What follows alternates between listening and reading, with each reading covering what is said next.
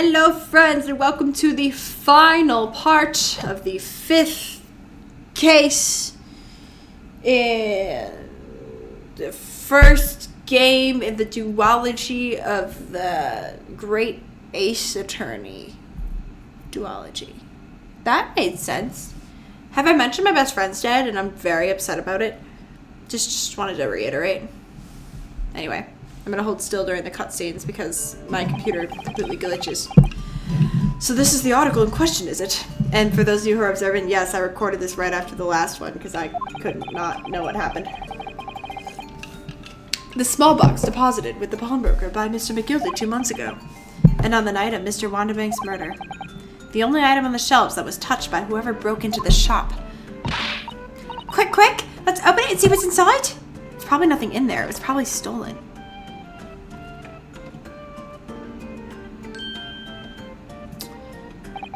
Good gracious, this is no ordinary box, it seems. Wow, although, in truth, I had an inkling that it might be the case. It would appear that the box houses a miniature music box movement. Then, is it too much to expect? I think it would be reasonable to assume that it is a device for the playback of this disc, my lord. Interesting. So, here we have the means to play back Mr. McGild's disc. Oops. Not strictly correct, my lord. It was not McGild's disc. It was the disc of his victim in the omnibus. But why, for heaven's sake? Are we to understand that the brickmaker was trying to sell this music box disc to Mr. McGilded?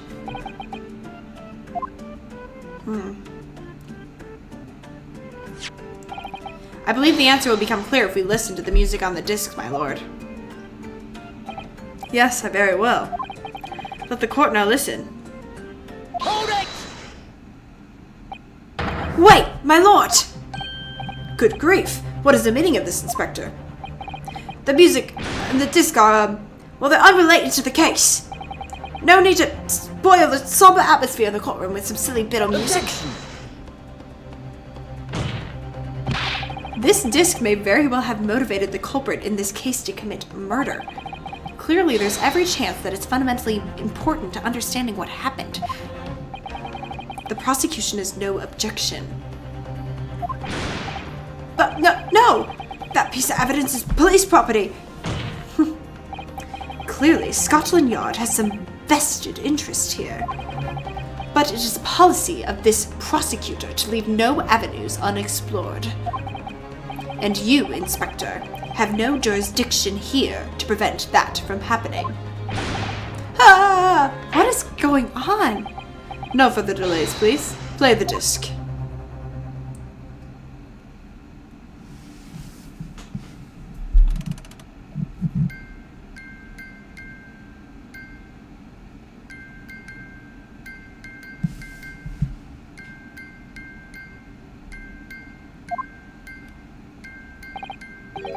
What on earth?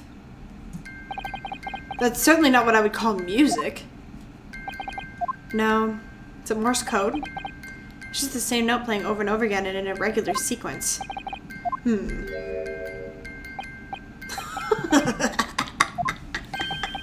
Mr. Grid. This is really priceless. Is it Morse code? After all that, the music box is broken. Broken? It can't be, can it? Well, obviously. In fact, I wouldn't be surprised if the officers sent to fetch it and drop it on the way back to the courtroom. Well, with much regret, I feel the court must accept that this music box offers very little way of clues. Are you ready to move on, counsel? Come on. Yes, alright. It does sound as though it's completely broken, but is it? Could this music be emanating music box possess a new clue? Alright, let me save quick. I think it is a clue. I think, like, is it like Morse code? I don't know Morse code, but like, this is Ace Attorney. Like, it could be speaking some secret language.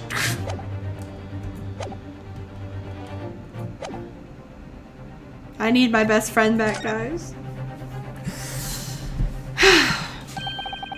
I believe that it could be relevant, my lord. Good. But well, how could it be? It's an abomination council. Mere noise. I fail to see how it can have any meaning. It does sound strange, I agree. But there's one thing bothering me. While Graydon stands there chortling victoriously, the inspector beside him has a rather telling expression on his face. It's as if Gregson recognizes the sound, as if he's familiar with it. And that's making him appear extremely on edge. If that's the stance of the defense, my esteemed friend, answer me this. Oh?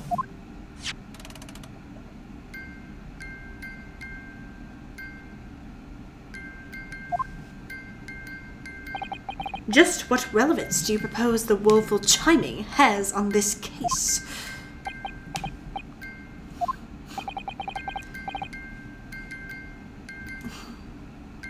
It's not music. It's like Morse code or something. Just because this is a music box, it doesn't necessarily mean the sounds we're hearing are music. Look at that. The smile vanished from Graydon's lips as soon as I said it. I'm on the right lines here. I must be. Hit! Making deductions based on how people react to what you say? You're acting just like Hurley right now. Objection! The sounds we're hearing aren't necessarily music. Well, now you've told us what they are not. I'm sure the court would like to hear what they are. Do enlighten us, my esteemed friend from another esteemed nation. Well, surely you have an idea in mind, because if not, it will be the death of your ill-formed argument. Aren't you on my side? I don't know. Exactly. The music box is clearly broken. Refusing to accept that fact is pure foolishness. They've got me. I don't know what the answer is yet. Bruno, I've just examined the music box very thoroughly. And I'm fairly certain it's not broken at all. Really? Really? The way it's been made, it can only produce a single note anyway. Thank you, Iris.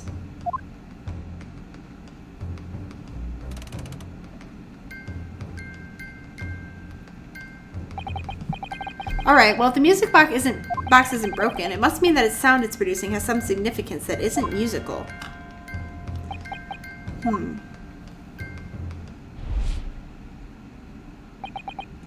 Ah, could it be... Is that what these sounds are? I don't know what he's thinking. Something's just struck me, Bruno. I feel like recently, in the past few hours even, I've heard another sound very much like this one this box makes. Don't tell me that this somehow relates back to like that fake fiddle thing from the start of this case, or I'm gonna lose my mind. It better be like Morse code or something. Actually, Iris, I was just thinking exactly the same thing. Please. I'm going to have to press the defense for an answer. If your assertion is that the sound produced by this music box is not in fact music at all, then what the devil is it, counsel? All the evidence we've seen so far, all the testimony we've heard, it's all pointing to one single answer now. The prosecution demands that my learned friend of an esteemed nation present proof now. Tangible proof of this latest wildest speculation. Alright then. This could be the best chance I'm going to have to fight back in this trial. Let me just save quick. I'm just like, oh, Morse code, but like, that doesn't relate to anything we've done, so what do I know?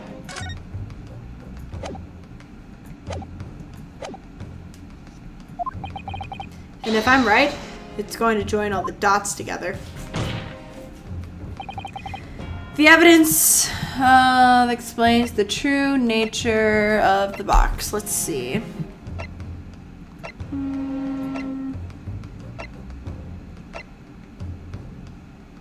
Potentially the notes from the case. I'm just like, what haven't we used yet?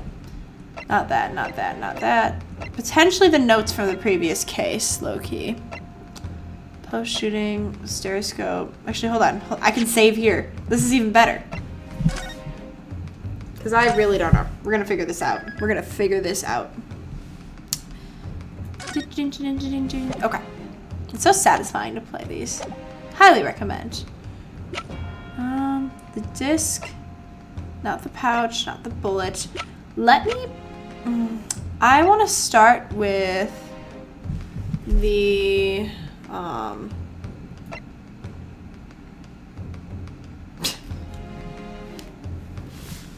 It's not gonna relate to that, is it? I feel like that'd be kind of crazy. There's also this thing. What makes noise? What makes noise?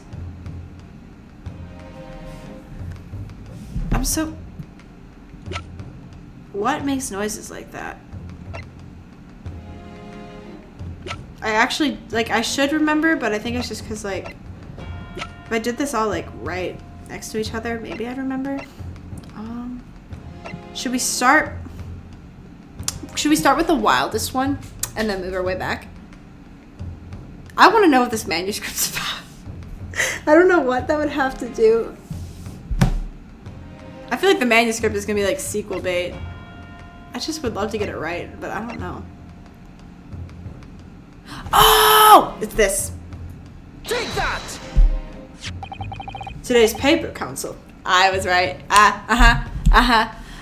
It took me a second, but yeah, The headline is Pawnbroker perishes in pick-purse plunder. Hardly supportive of your cause. No, my lord. I was hoping you'd look a little further down. Nanowrimo. Classified secrets may have been leaked overseas from the Ministry of Justice. Yes, this is a very serious matter being investigated at the highest level, I understand. I have heard that international transmissions along supposedly secure lines are somehow being intercepted and leaked to various other countries. And presumably, those transmissions are in form of wired telegrams? Of course. Juror number 5, your input, please. Stop. Me, sir? Whatever's the matter? You told the court before that you worked at the same communication station as Mr. Graydon, did you not? Yes, that's correct. And the particular station where you work deals with government communications and newspaper reports. Oh, yes. We're not your run-of-the-mill communication station, after all. Our work is extremely important. Then tell me, is this not a familiar sound?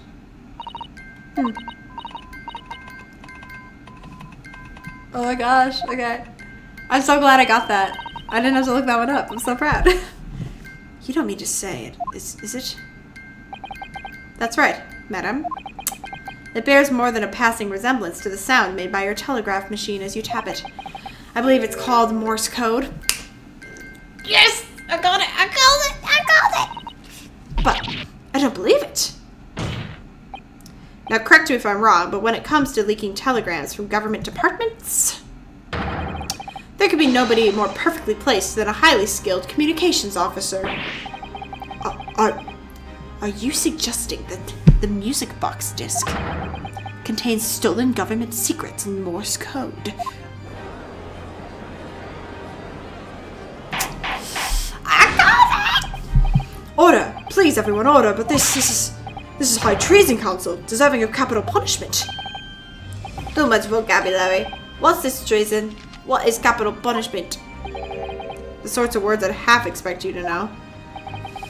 For a sovereign government's confidential information, hostile nations would surely pay almost any price. Yes, and on that night 2 months ago, that was the very negotiation that was taking place inside the omnibus. But in the end, McGilded perished, and all important disc lay unclaimed in the pawnbrokery. In which case, whoever stole that information in the first place must have surely been beside himself with worry. Because if the disc were to be discovered before it found its way out of the country, it would reveal an act of high treason punishable by death. So the culprit had no choice but to retrieve it, And in order to do that, he would have to gain entry to the pawnbrokery illegally in the middle of the night. Because the article left behind by Mr. McGilded would incriminate him too much if it got into the wrong hands. Isn't that right, Mr. Graydon?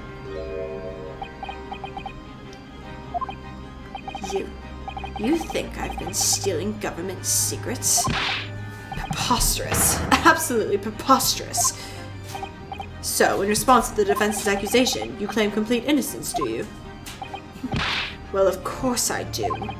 I've had to stand here in silence while that pretentious foreign lawyer has been prattling away. Objection!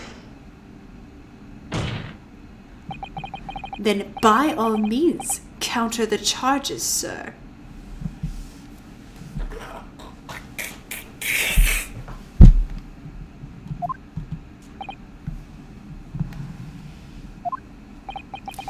The prosecution demands the witness testifies in response to the accusations brought by the defense.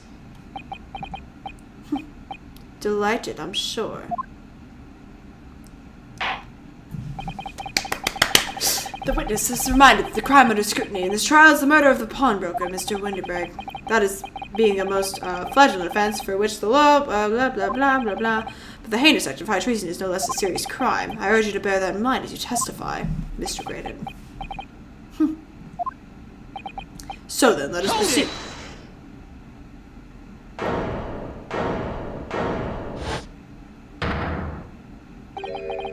You got let us have a rabbit and pot game, Governor. We got things to say. I beg your pardon? Who do you think you are? Name's not Skullskin. Occupation is professional body. Name's Ringo Skullskin. We ain't bodies enough to sell our own motherlands. That's right. That's what they call the three Skulkin brothers.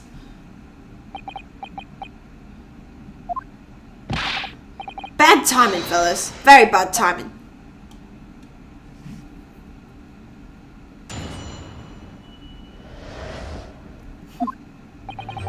A mere communications officer couldn't possibly steal confidential government information.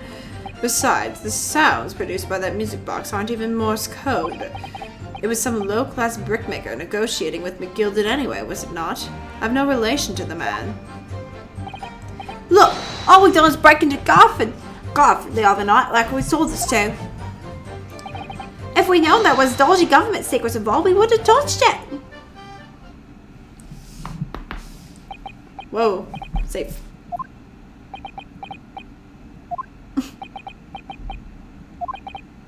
Mr. Skulkin. Well, Mr. Governor, what's up? Do I take it that you now admit to the crime? That on the night in question you did indeed gain entry to the premises illegally? And moreover, you did so as a party of three in collaboration with Mr. Graydon here.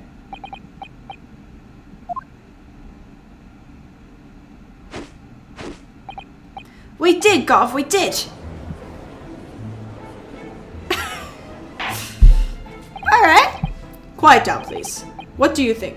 So what do you say to that, Mr. Graydon? I have no idea what these two ruffians are referring to. You little rotter, getting us mixed up in all this monkey business. You never said nothing about no government secrets. It was supposed to be a straight up job. And what about the geezer's shop it was, eh? Poor bloke didn't have to die, did he? Nice to know who your friends are. Whatever these men say, I deny the accusations. Indeed. Well, I certainly wasn't expecting this little music box to become so significant in the proceedings. However, as it has, I will admit it into the court record.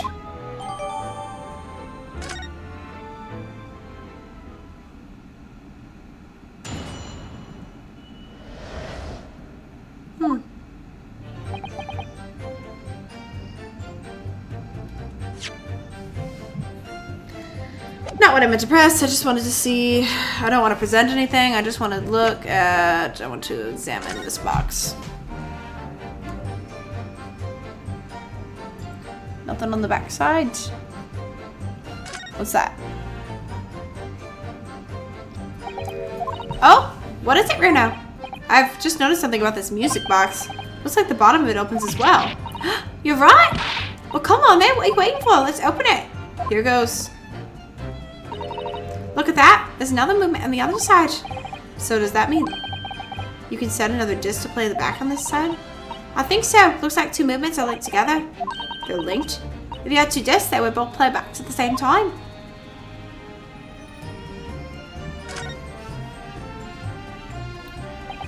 Who'd have thought there'd be a second movement in the underside of the box? And this movement is like the other one. The comb's teeth are like the same length.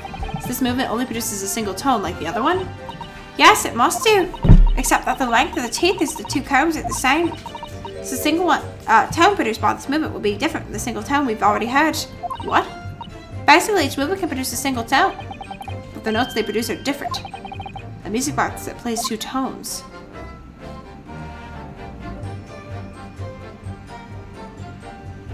Wait, how do I...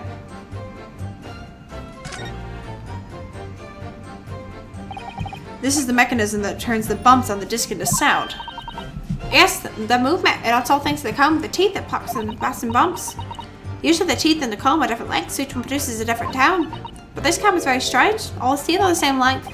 Well, what does that mean? It means no matter which tooth is plucked by the passing bumps, the music box will be making the same sound.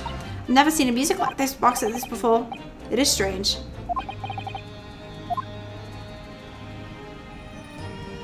Is there anything we haven't? Is this the same conversation? Can we play something here? No? Okay. Well, nothing of note at the moment. So let's get back to this final testimony. Hold it! So is this newspaper headline accurate? Government communications are being intercepted? How could I possibly know? What do you mean by that? Any important government communications are handled by high-level officers, by specialists. General members of staff in the station where I work would never be entrusted with sensitive information. Oh no, stop. Must say something. Stop. Let me guess. Juror number 5. We regular communication station officers aren't as lowly as you led to believe. A team of us are responsible for setting up and testing the telegraphs used by the ministry. And Mr. Graydon is the team leader. That's fascinating. Graydon is a highly skilled operator, currently in the presence of Idle. So you had access to equipment used for these confidential communications, Mr. Graydon. Well, what of it? The transmissions are always made behind closed doors, as they can't be heard. And in any case, all messages are sent encrypted, enciphered? No employees can possibly understand them. Oh no, stop. Must say something. Stop. Mr. Graydon regularly attends meetings with ministry technicians and the ministry communications team. He assists them in ensuring that there are no errors in important international communications. And he received the top prize in the ciphered cracking convention 5 years in a row now. That's fascinating. Graydon is a highly skilled operator. Stop. Currently in the presence of an idol. Well, your idol would appreciate it if you keep your mouth shut. She should really pick her idols more carefully. I tell you, this lawyer's accusations are completely unfounded.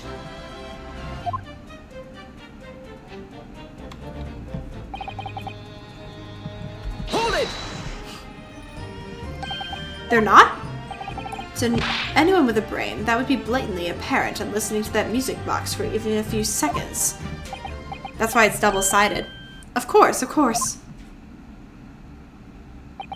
Surely it can't be that my learned friend is unfamiliar with Morse code. Ouch, he looks genuinely shocked at my ignorance. It would be more than happy to demonstrate the basics, sir. A lesson here in court? Morse code is a continuous series of 2 distinct tones. That's why it's double-sided. Tones, you say? Yes, a short dot and a long dash. By combining those in different ways, you construct letters. I see. For example, this is A, this is B, but when you listen to the sound produced by this music box, you will only hear one tone, don't you? But it sounds so similar. The rhythm of it is the same. But there's no discernible meaning to this apparently random sequence of sounds. See, your assertion is fundamentally flawed. This is not Morse code. But it is because it's double-sided. So, calm down. Really, you shouldn't be so surprised. What did I tell you? That music box is nothing but a worthless piece of scrap. Perhaps you might consider studying your subject matter before casting aspersions in the future. Oh, but it's so frustrating, isn't it, Iris? I mean, if the government secrets are somehow being leaked using that music box, many other things would slot into place so nicely. Yeah. Okay, hold on. Let me save. It can, though, because it's double-sided. I just have to... Okay. 1 second. Uno momento, por favor. Okay. Give it a try. There's still every possibility that this music box was instrumental in the leaking of government secrets. That's the belief of the defense, at least. Objection! Does it please you in some way, my esteemed friend, to repeat the same line of argument ad infinitum? It's already been established that to be Morse code, 2 tones are required. Dots and dashes. Yes, I'm well aware of that. Then what? Well, it would appear the defense has a hypothesis. You had better present your idea at once, Counsel. How do you propose that this music box could have been used to do Morse code?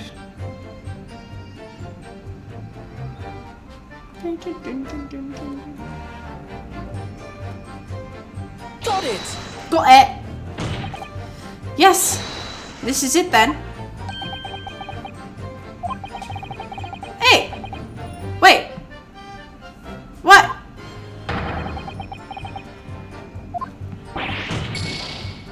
Huh?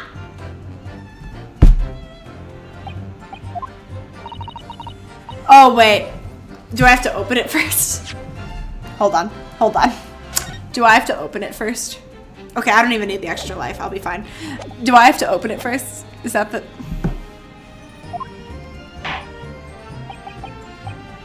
Oh, okay, never mind. I will load it. 1 second. 1 second. 1 second. I have to open it first. I don't want to talk about that. It's fine. It's fine. I thought I had to present the button. Okay, here we go.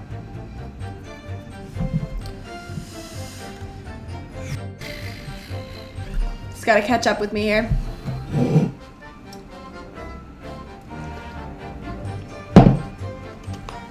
Okay, give it a try.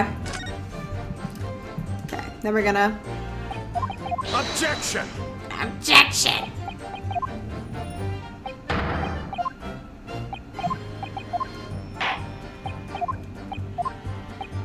Okay, so I have to open it first.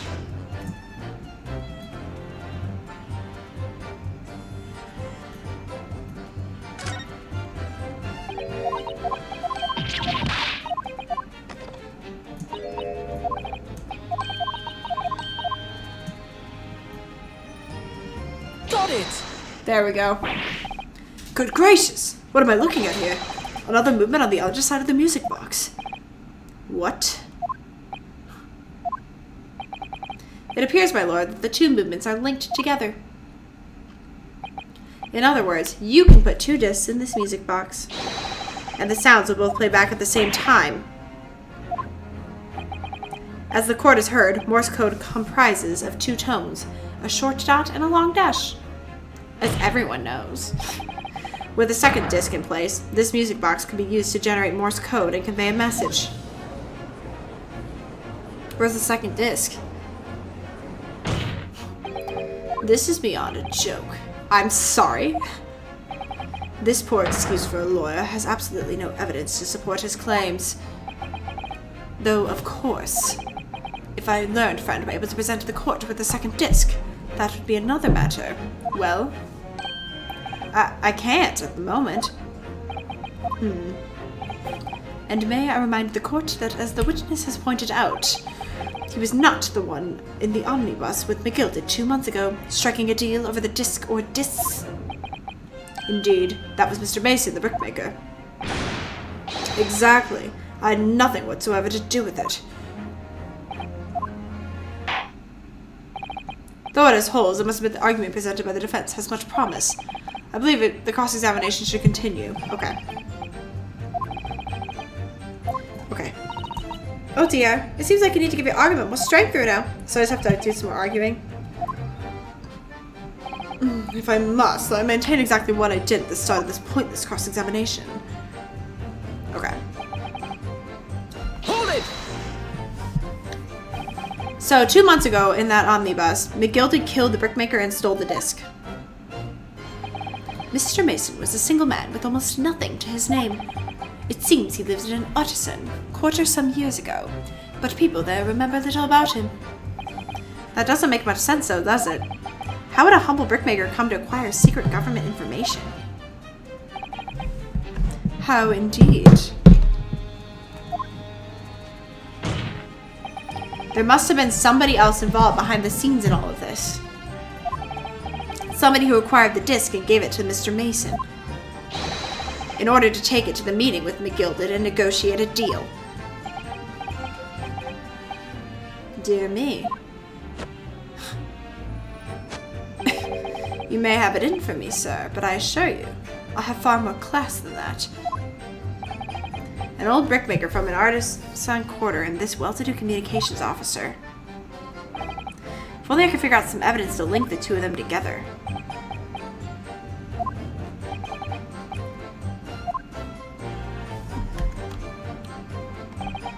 Hold it! Like Mr. Grayson told you to do, you mean? That's it? Yeah. Who else, eh? Silly me thought it was just popping up for Nada after some days, but the Royal had a dodgy job for us. Ash? Let me stop you there, Mr. Sculpkin. After all them years, you say? Do you mean to tell me that Mr. Graydon is an acquaintance of yours? Well, they're sociable kind of bodies, you know. So let's say Graydon's in old China. Excuse me. Is something wrong, Mr. Sculkin? Eh? No, the other Mr. Sculkin. What? Who, me? When your brother was testifying, you reacted rather strangely. Oh, I was just remembering the old days, that's all. We used to have the old laugh together way back when. Together with Mr. Graydon, you mean? Yeah, with that? I mean, you look at him now and his fancy whistle and flute and you would Adam and Eve it. But when I was younger, he was the poor part of the town just like us. Is that so? But he was always a leery one. He had the brains, he had the savvy. Always coming up with his smart ideas of what never would have gone through our heads. God blimey, ain't that truth? Remember that Milton in Scotland's milk run? That was a corker, eh? Save it until after the trial. Your reminiscing has no place in this courtroom. And neither does your fruit. Oi! The geezer asked us a question, didn't he? And we was answering. Yeah, we was done nothing wrong. Nevertheless, the court is not prepared to accompany you on a trip down memory lane. Counsel, can we turn our attention back to the testimony? I don't know. Could that sentiment story be relevant? Yeah.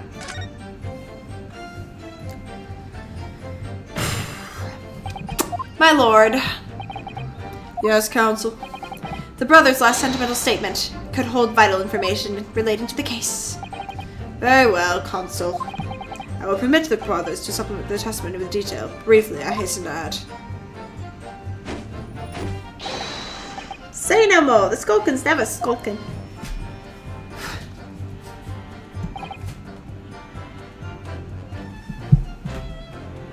Okay, 1 second.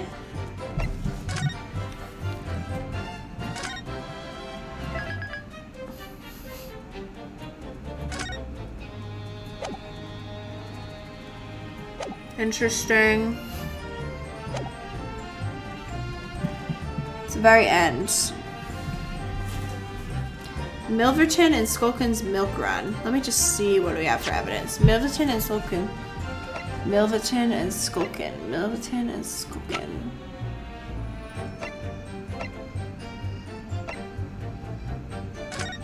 Oh, I didn't mean to do that. Back. Milverton and Skulkin. Milverton and Skulkin.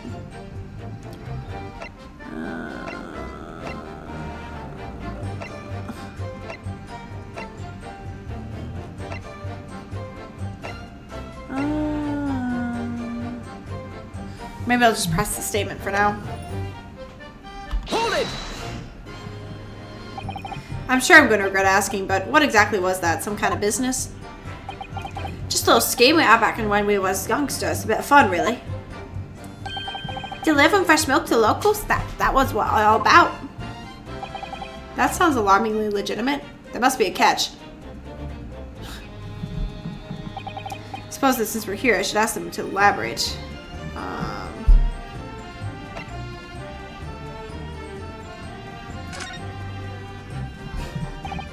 So this business was just a bit of fun, you say? And it was just yourselves and Mr. Graydon involved? Yeah, it was it. Milverton and Skulkin's milk run, was it?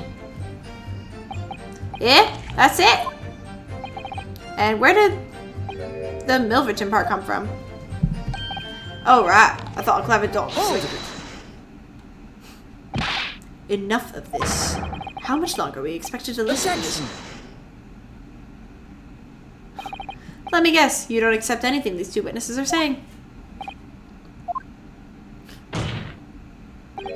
Tell me, why is it that it was only at the mention of the name Milverton that you decided to interject? Because I will. It was the Abbeys to Holmes that came from. Yeah, old man was struggling for money, so his wife walked out on him. She took the name Graydon then, see. But Ash was always be Milverton to us. Milverton. So that used to be your surname, did it? Of course not. This is all bunkum. I've been a Graydon since I was born. Do you really think I can rely on the testimony of these two thieves? You're a communications officer attached to the civil service. As such, your personal details will have been thoroughly checked at the time of your appointment. It would be a very simple matter indeed to subpoena those records, Mr. Graydon. Oh. Well, it appears that Mr. and Mrs. Skulkin's testimony have been reliable for once. You were born Ashley Milverton. That... Is that correct? Very well. Yes. So Ashley Graydon was once Ashley Milverton.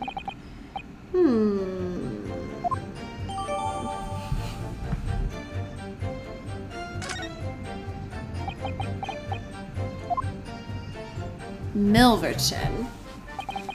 All of a sudden, we seem to be up our necks in a serious matter of national security. All this talk about interception, it's just a stage. It'd be explaining number of things, wouldn't it? The negotiation Ginny overheard in the omnibus 2 months ago, and the break-in at Winterbanks. The trouble is, it wasn't Mr. Graydon in the omnibus.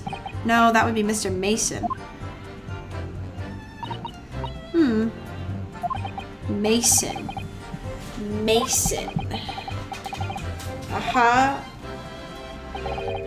Because those two brothers. I need to go back through and I need to ask them about the other thing.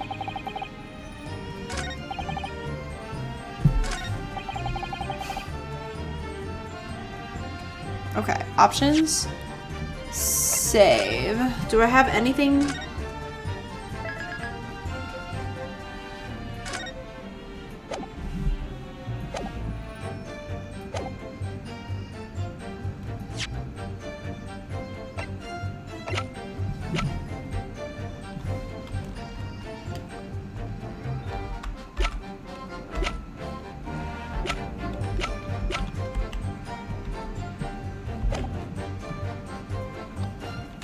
Okay, let me just get to the end of them.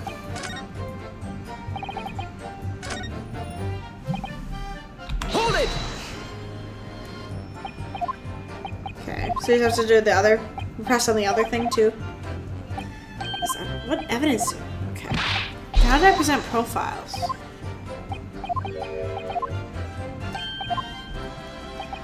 So long.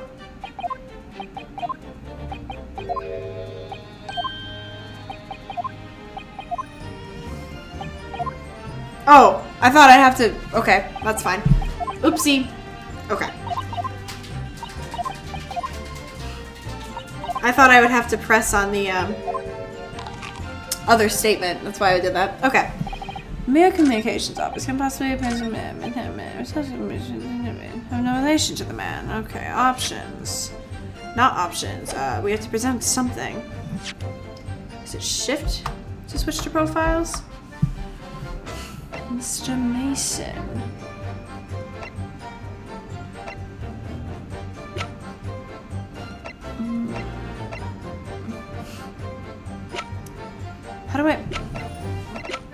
How do I go to the profiles? Can I not do that? Anyway, Mason. Oh!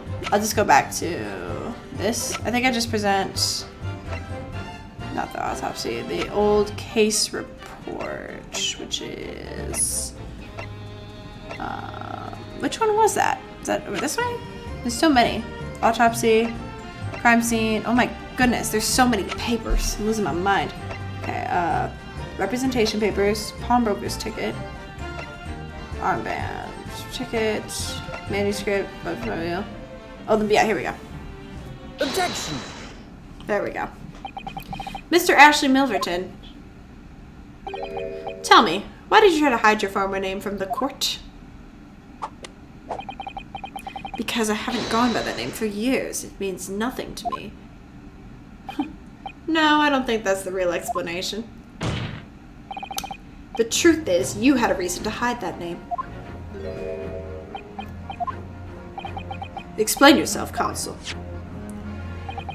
I have here the notes from the omnibus case, my lord, and as we all know, the victim, the man who we now understand to have been negotiating with McGilded. Yes, Mr. Mason, the brickmaker.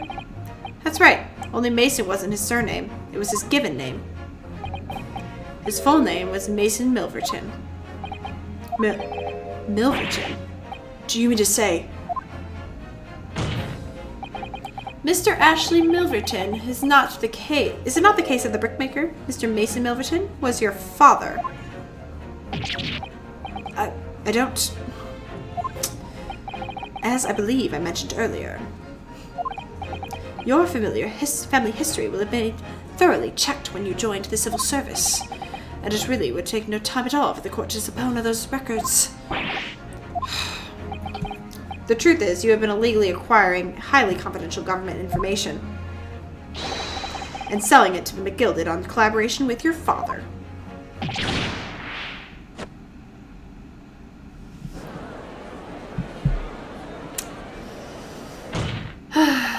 The new facts and evidence unveiled by the cross-examination of this witness all come together to reveal the truth. The truth, you say?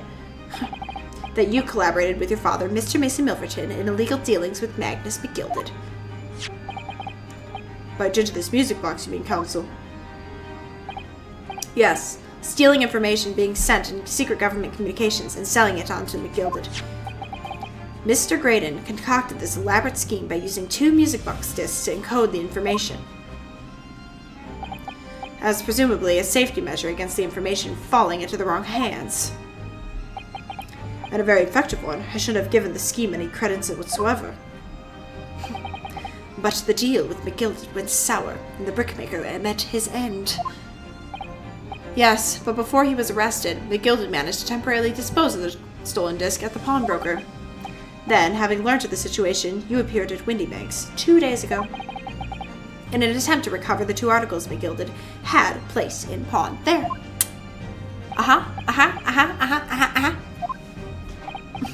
But that attempt failed. One of the discs was seized by the police, and the other you never found. So that same night, you enlisted the help of the Skulkin brothers and broke into the pawnbrokery. This time, determined to recover the second disc. Are you suggesting that second disc was inside the music box? Eh? We never knew nothing about that. On the night that Mr. Windybank was killed, It got moved. Yeah. I see. Yeah. The intruder in the pawnbroker touched one item and one item alone. The music box. I was rather ingeniously demonstrated using the 2 prints from the security camera, indeed. So, the question that naturally begs answering is this. Why was only that one article disturbed? The answer is obvious, because it contained the second disc, which the intruder was desperate to retrieve. Since, if it were to fall into the hands of the police, it would be proof of high treason.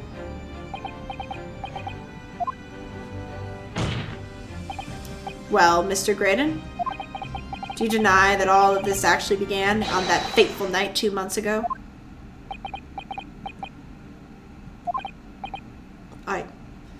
I refuse to accept any of this nonsense.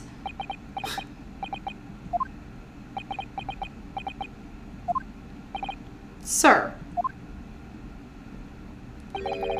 there appears to be blood seeping through the sleeve of your jacket. What? Ugh. 2 nights ago, we know that 3 shots were fired at the scene of the crime in Windy Bank's pawnbrokery. 1 took the life of the pawnbroker himself. 1 struck the pouch around Mr. Shulm's waist. And the final bullet struck the calendar in the wall of the shop, having first pierced the arm of one of the intruders. Mr. Graydon, that wound in your arm that you seem to be trying to hide, it's a bullet wound, isn't it?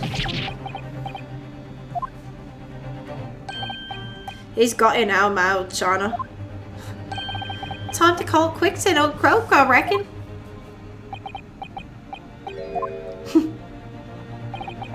Don't acknowledge my presence there under any circumstances whatsoever. Those were my terms, remember, and I paid you handsomely to comply. Clearly, I was a fool to think I could trust some common backslum thieves.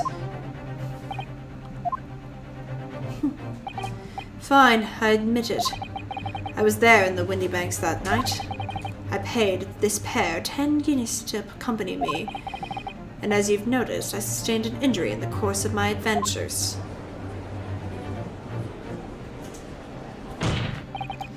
But that is all. I admit to nothing more. Stealing government secrets, negotiating with Mr. McGilded.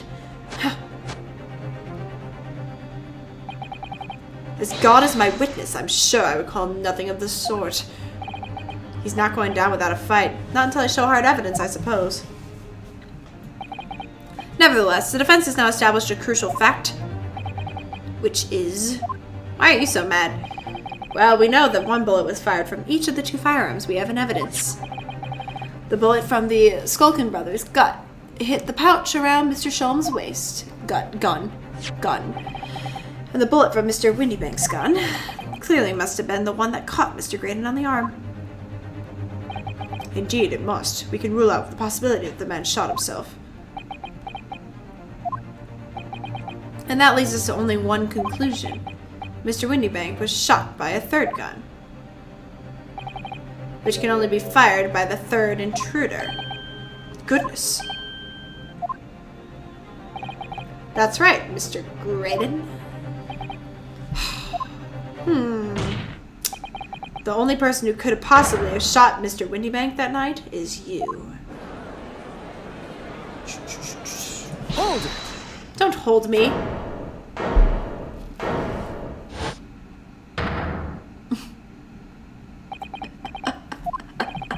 You little upstart. You made a great mistake when you summoned me here. What? What's that supposed to mean? Yes, as you rightly say, I was there at the pawnbrokers. I did my best to hide the fact, naturally. I had no intention of ruining the distinguished career I built for myself at the communication station.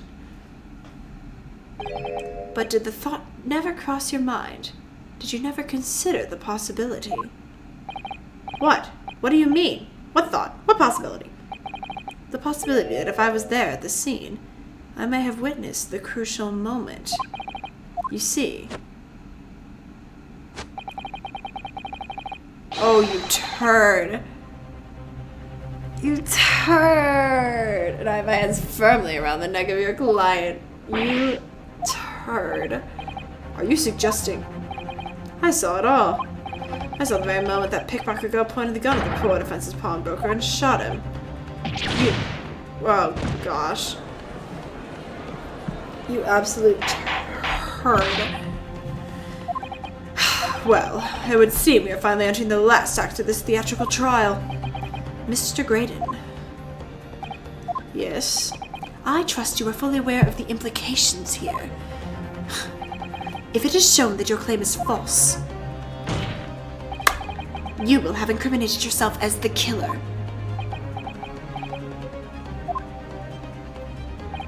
Oh, I understand fully. Then I must ask you to give your formal testimony. Yep. Nothing would give me greater pleasure.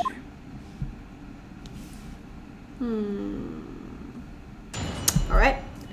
See what you got.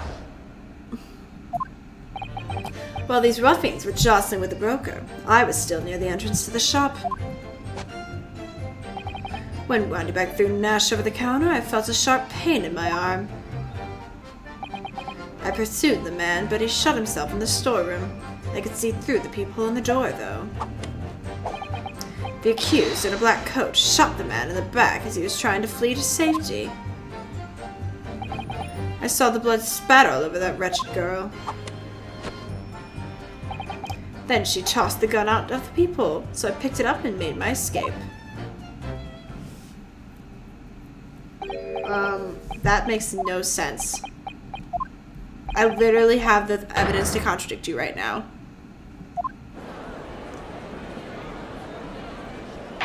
Does he not know that we have a picture of her holding a gun?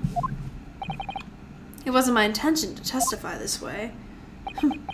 But neither is it my intention to be found guilty of a murder I didn't commit. So you see, my hand has been forced. I tell the truth now as an act of self-preservation. The truth? Until now, the prosecution was completely unaware of these details.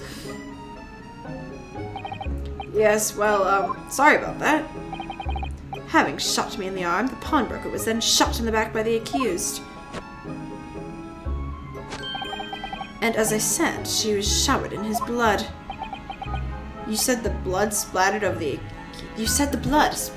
accused coat. Are you sure on that point? Oh yes, quite sure. All over the black overcoat that pickpocket girl was wearing at the time. Really? Her coat could somewhat be shown. Yeah, they have it. Such an investigation is entirely possible, my lord. What? Only very recently, a German scientist has developed a technique to identify human blood. So here's to true science, not some amateurish detective's dubious foray into the world of chemistry. There's nothing dubious about Halley's work. His ideas are all sound. I just went into pro voice again. Ideas are no use to us here. In science, as in law, theories must be proven before they can stand.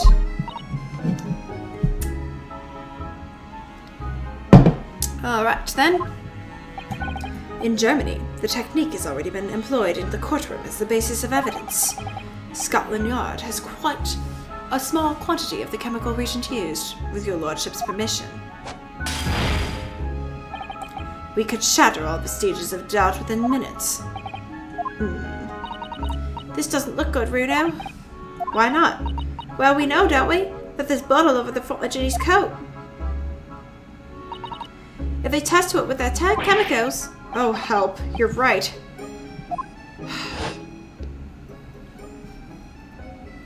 Yeah, but that's not the right blood. The blood on her coat is the one of his father. Unless they're going to accuse her of that previous murder.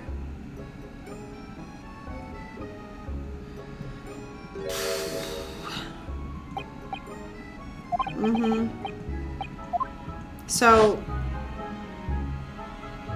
yeah, that's not gonna do it. I don't know. My lord, the defense objects to the test proposed by the prosecution. Overruled. Lord Van Zykes, make it so at once. With pleasure, my lord. And while we await results, you may have your cross-examination. Okay. Okay, did he say she tossed the gun aside? Like, I can disprove that so fast. Yep, just go. Just go. This will be so easy. Unless they do something stupid. Here we go.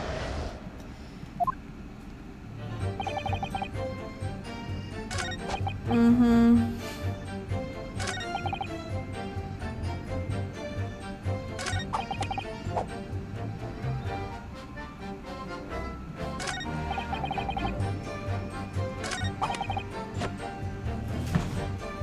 Okay. So let me, unless it's saying she tossed her gun. Let me just save quick. Because I don't know if he's trying to say toss his gun or her gun, you know? Let me just send the picture.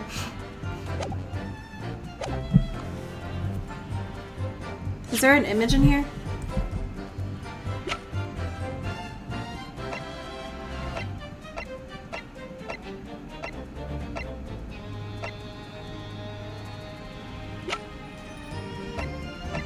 Wait, we don't have a picture? We don't have the picture. Oh, goodness. Okay, hold on. What do we present?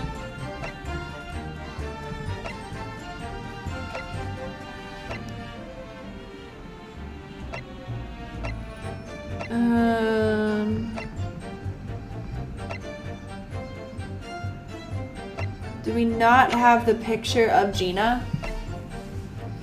Well, shoot. That's not the one that I want, no. Yeah, that's gonna be the one of her out there. I need the one of her when she's like, okay. Is there an autopsy report?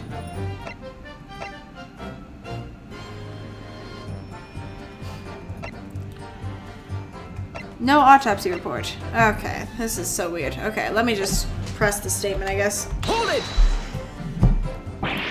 Did you hear? I hear you correctly? She threw the gun out of the room? That's right. After the broker fell to the floor, she started walking over. Over where exactly? In the direction of the storeroom door, to where I was watching. Of course, I quickly retreated, and then the girl dropped the gun through the peephole onto the floor on my side of the door. Why on earth would she do such a thing? I couldn't tell you. Perhaps she was hoping to distance herself from the murder weapon. That's not true. Without thinking, I went and picked it up. I suppose I was worried about just leaving it there in case any more tragedies took place. So it was you, in fact, who took the third gun from the scene of the crime. Yes, it was yours truly. I left the clear up to my lackeys and left. We made a bit of a mess around the counter. Failed to tie it up? He thinks we're blue my mom sometimes. Well, I was paying you enough. Ugh. Tell me, Mr. Graydon, when you left the pawnbroker that night, was there by any chance with the second disc in your jacket pocket? You little toe rag! Excuse me! What are you doing? Children, children, children, can we behave? Gentlemen.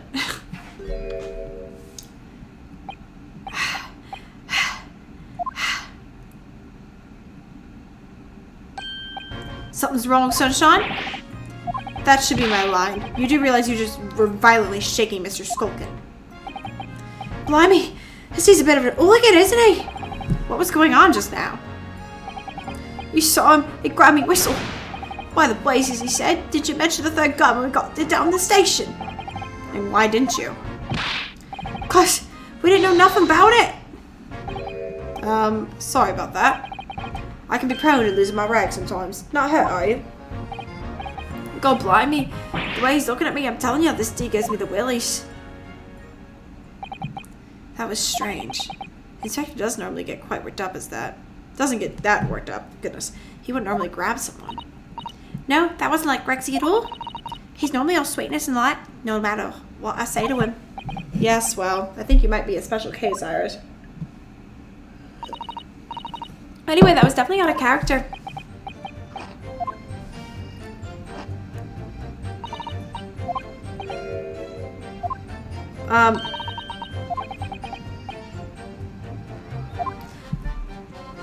Did we forget about the fact that she's holding a gun at the end? Like, what?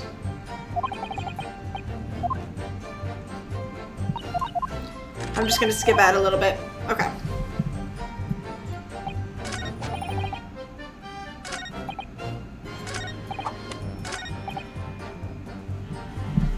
Hold it! All over her? Yes, they're the people. I saw it clearly. Of course, the stains are invisible now, with what the coping dark color. But I assure you, the garment is sullied with the victim's blood. Well, it's sullied with blood. Well, it's not Mr. Weinberg's, is it? No, that's right. It's Mr. Mason's. It's so annoying. They'd only accept Polly's chemical analysis if we could prove that. But they won't. So unfortunately, we can only use it as evidence to support our case. Bother.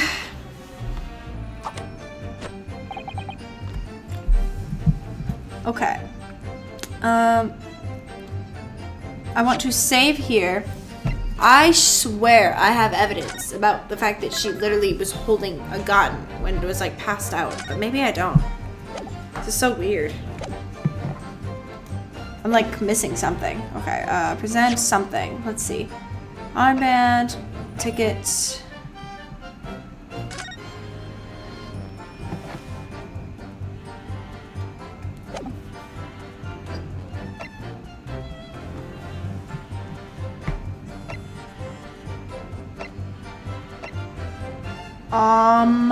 Case notes, the paper, autopsy report.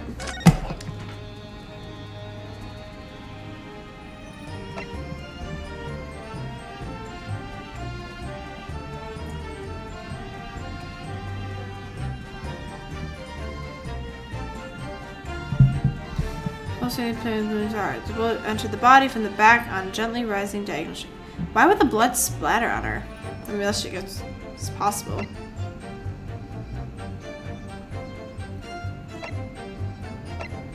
There's something just weird about this entire claim, and I don't know how I feel about it. I wish I had the picture of her, like, okay, let's present the autopsy report first. Objection! Nope, okay. Okay, hold on. Okay, load. I guess I could just press the other ones. I just am really mad because there's a picture of her holding a gun, passed out. So, like, no, she did not toss you the gun, stupid children.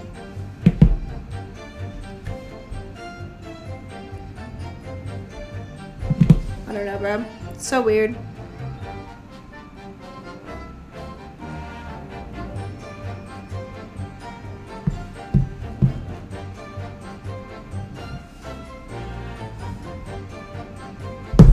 Alright, let's see. Okay, let's just go back to this. We'll just press everything. I don't know what to do. Okay, Hold it! Mr. Weinberg emerged from the storeroom, I believe. He's already had the revolver in his hand. Fortunately, I wasn't too close. Whoa, I just slipped into somebody's accent. I've never been so scared in all my life. Yeah, we're just regular mild-mannered burglars, that's all. We don't laugh violets. Says the pair would carry a gun.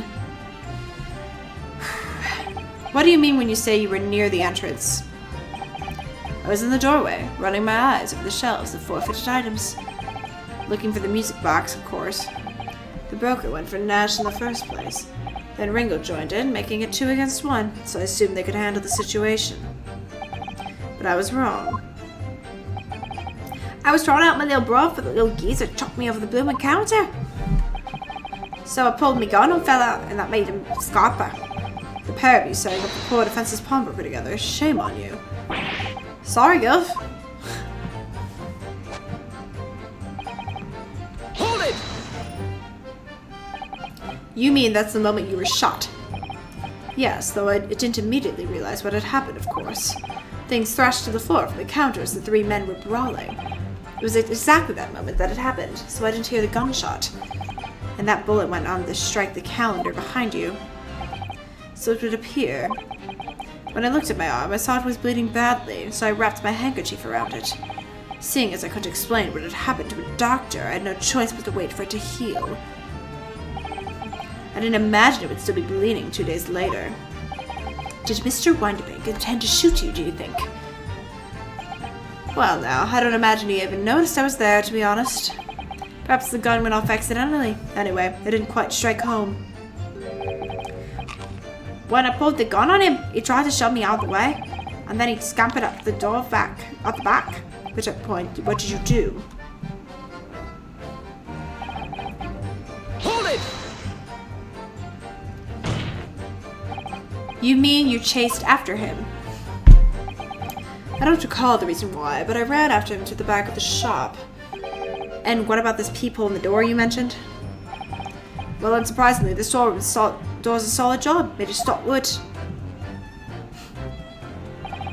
But there's a small opening about in the that lets you see what is in there from the outside. Actually, I should know that, shouldn't I? I looked through it myself that night.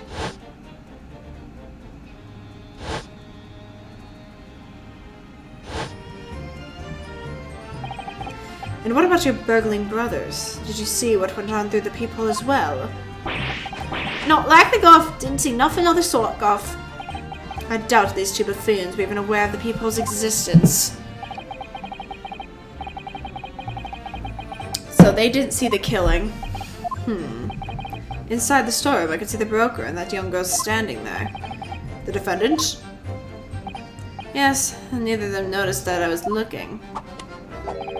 The girl raised her gun and pointed it straight at the man. And then, what did you see next? Okay, this is the last one I can press, and then I have to see if I actually have evidence. I'll press the last statement again, too. Yes, when the crime was discovered, the defendant was found with a gun in her hand. That was Mr. Weinbeck's gun, which only a single bullet had been fired. Whoa, words. And as we've established already, Mr. Graydon, that bullet was fired at you. But no, it was the broker's gun that the pickpocket girl had when I saw her. Yes, the bullet from Winterbeck's gun grazed my arm, and yes, the skunk's gun grounded the detective. But this was another gun entirely, a third gun. The broker's gun was not the murder weapon, so clearly there's been a third firearm involved. In other words, the accused must have had her own gun with her at the time. Objection! But no other gun was found at the scene.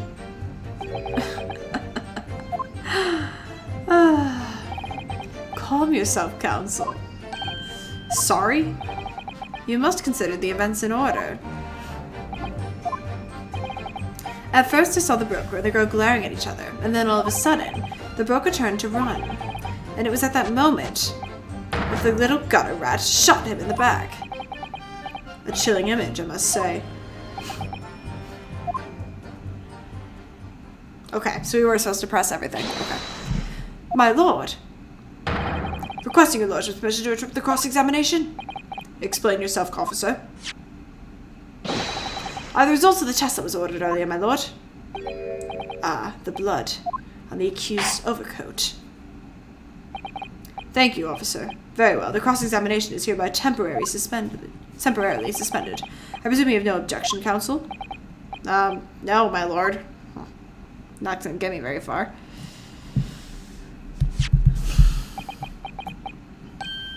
Well, there you have it. The report, please, Inspector. Yes, sir.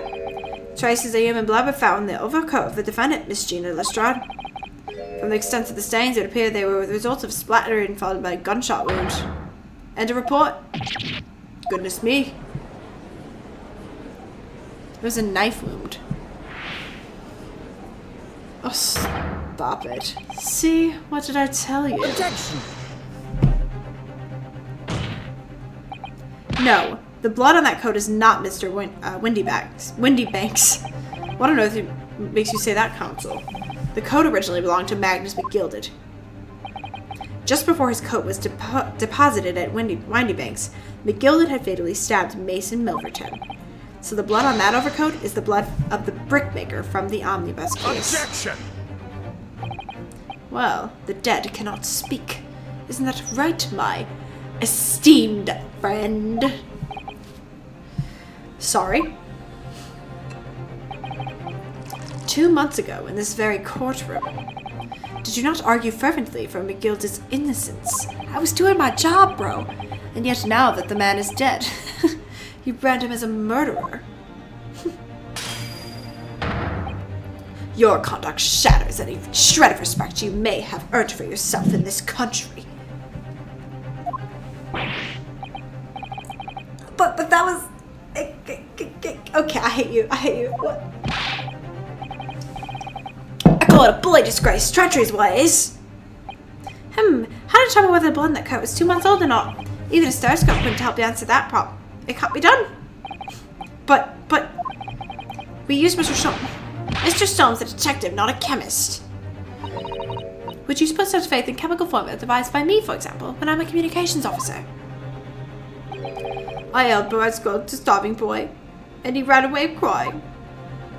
What? Sherlock Sholmes is barely more than a figment of the public's imagination.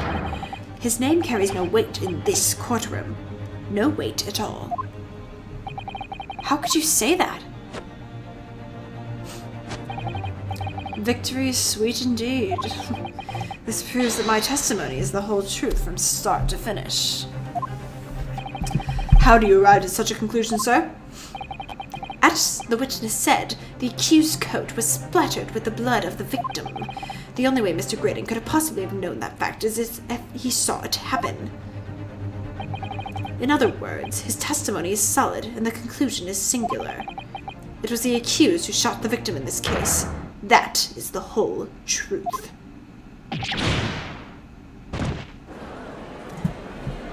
She was holding a gun in her hand. What in the world? The children do not understand. Been a long battle this one, but this old war has... Oh no. Mr. Foreman. As the moment said, the squadron has reached its final decision.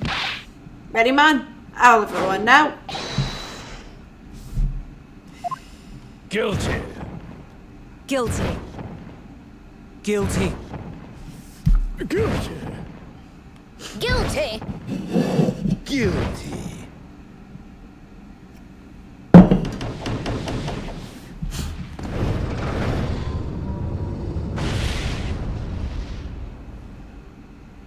Summation examination? Well, it would appear the ladies and gentlemen have reached a unanimous verdict.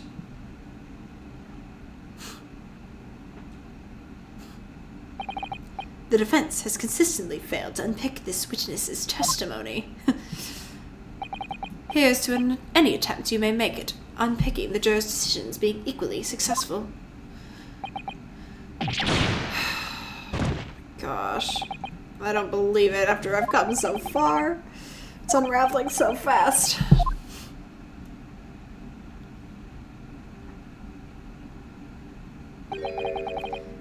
How very distressing to be held in such low esteem. Sherlock Sholmes! Please be him. Wouldn't you agree, Mr. Norado? Officer? You delivered the report now. That would be all, thank you. It occurs to me with some regularity, Mr. Norado, that scientific truths are determined not by science, but by none other than the human mind. I know that voice. Am I going mad? Ah!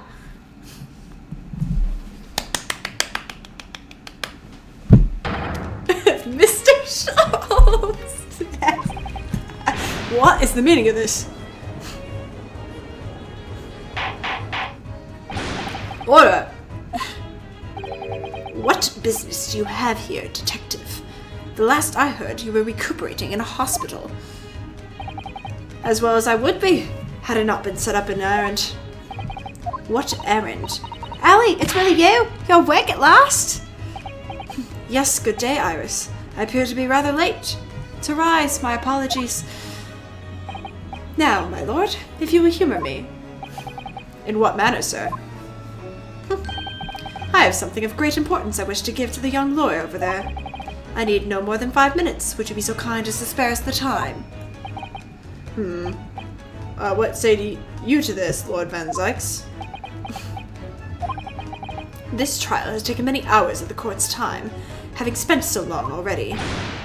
Exactly. Haven't spent so long already. We don't want to go wasting any more precious time.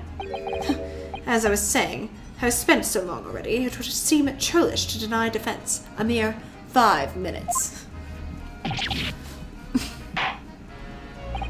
Very well then, counsel, you have 5 minutes.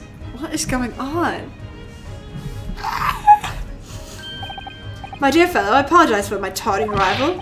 Mr. Sholmes, are you alright now? Alright, I'm all wrong. Sorry. I've only just managed to summon the strength to stand, man. I asked the judge for 5 minutes. But I fear even that may prove too much for me. Pray forgive me, I should pass out. Let's make this discussion as short as possible. Harley, this place is full of idiots. None of them seem to see how wonderful your chemical blood analysis is. Ah, well, that concoction of mine was really just a bit of a sport to assist me in my investigations. I never took the trouble to refine it for appraisal by the scientific community. An oversight on my part. Right, modesty? Surely not. But enough of that. No more modesty. I'm here to give you this, my dear fellow. What's that? A lavender frosty wrapping? A leaving present from Miss Usato. If possible, matters were to be settled without me giving you this. Those were her instructions when she asked me to do her this favor. I don't understand.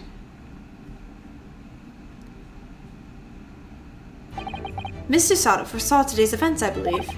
She knew the culprit would attempt to escape justice by means both devious and underhand, and that you, Mr. Nardo, fighting fairly as you are want to do, would find yourself in considerable peril. At this very moment of crisis, you were able to be given this small parcel. Those were the clear lady's instructions. A leaving present. What is this? It's the machine I made! Ah.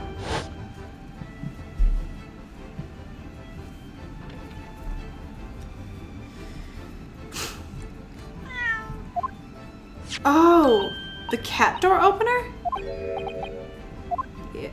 It makes cat door open. It makes cat flaps. Huh?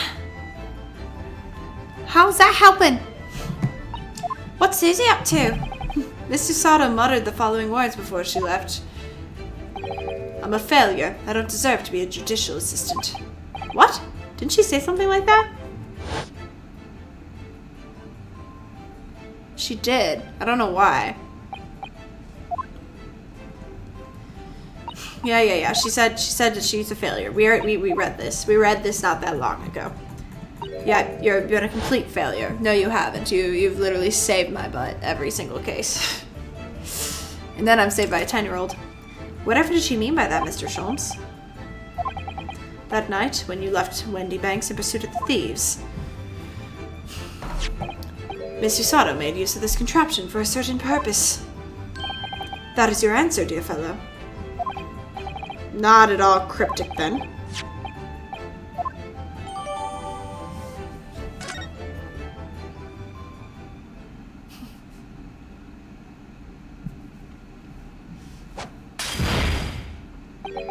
Your 5 minutes is over.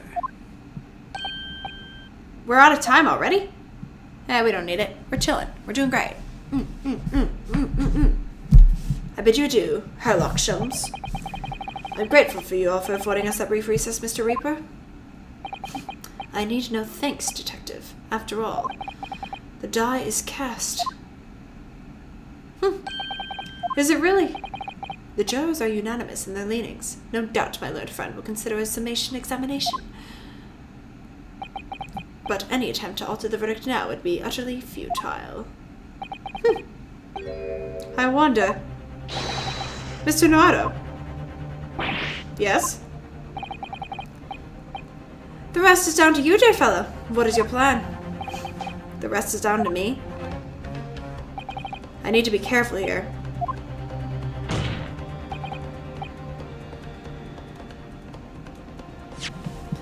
Save. I would actually like to do another cross-examination, I feel like.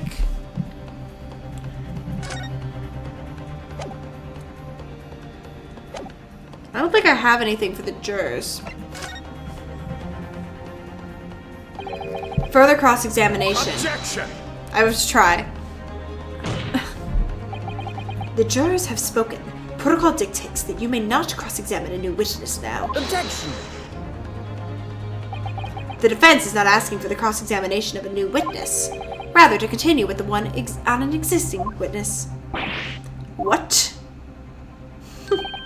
It would appear that rather important details escaped your attention, Mr. Reaper.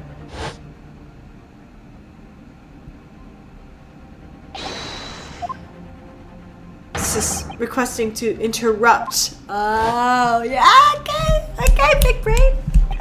I didn't really want to do a summation examination, so I'm happy to keep working with Mr. Blondie here. Yeah. So it's a temporary interruption. So nobody, I think that if Runo has to resume his cross-examination, Mr. Grayton, the court is obliged to allow it. This is absurd.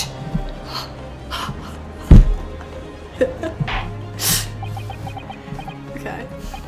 I would remind those present that this is my courtroom. I concur that the defense is entirely within its rights to request the continuation of this cross-examination. However, I will not permit any unremitting protraction of these proceedings. Therefore, I have decided to afford the defense one final opportunity in concluding the cross-examination. Counsel, you must choose but one statement from the witness's test. I knew they were going to pull this. But one piece of evidence to present in support of your argument against it. If following that the situation remains unchanged, I shall move to adjudication.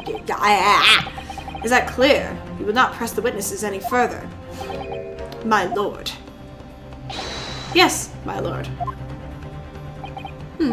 A single statement and a piece of evidence. Most generous. Most generous. Well then, Mr. Nardo, it's high time I fell in a dead faint. I leave this in your capable hands. Okay. Mr. Schultz! And he's down for the count, y'all. Alright, let's get it done. Get it over with.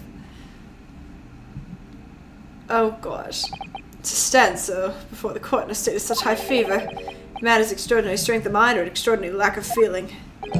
I imagine he's feeling very little now. The detective is sleeping soundly in one of the antechambers. Strike a man when he's down, why don't you? Well then, counsel, are you fully prepared? Sure. I should hold on. Yes, hold on. Let me observe this in the court record real quick. The cat flap.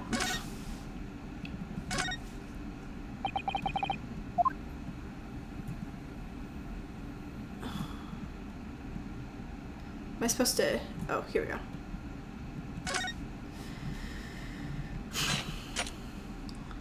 go.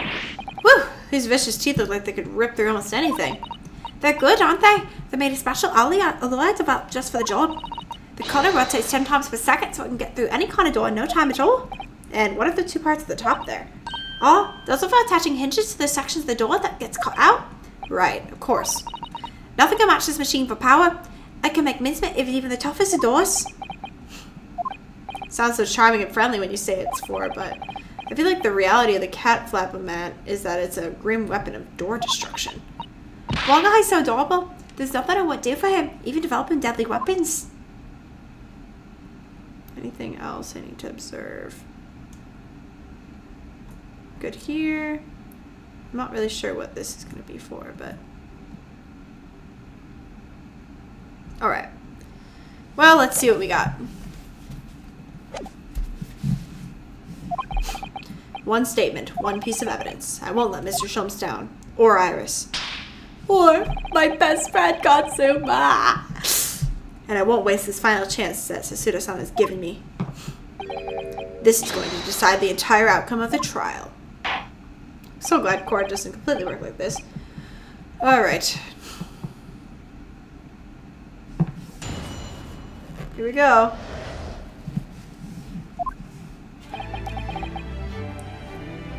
Those ruffians were jostling broker hours near the entrance of the shop.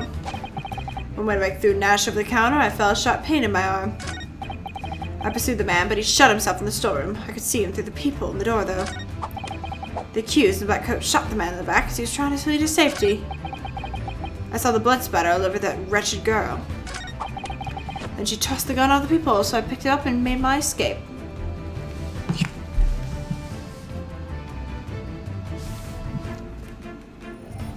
Here, let me save my progress right here. Let me just see what tips they have for me. I can't press at all anymore. It's gotta have something to do with the cat flap, right? But like, what? Is there something in the cat flap I missed? Hold on, 1 second.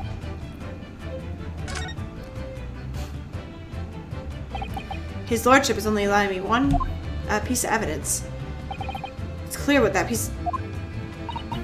How in the world did Susie manage to sneak off with this without me noticing? Had she used it in the pawnbrokery? Yes, at least that's what Mr. Sholmes said.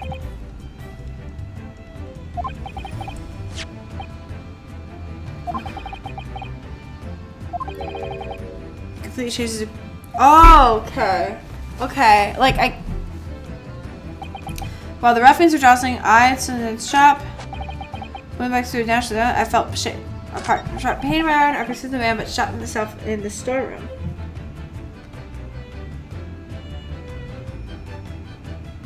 Peephole in the door. The accused in the black coat shot the man in the back. So it's not that. It's either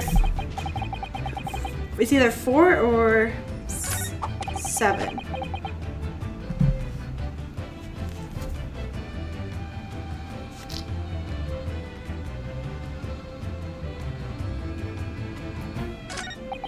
I don't know. I honestly don't know. I know. At this point, I'm just gonna present the thing at.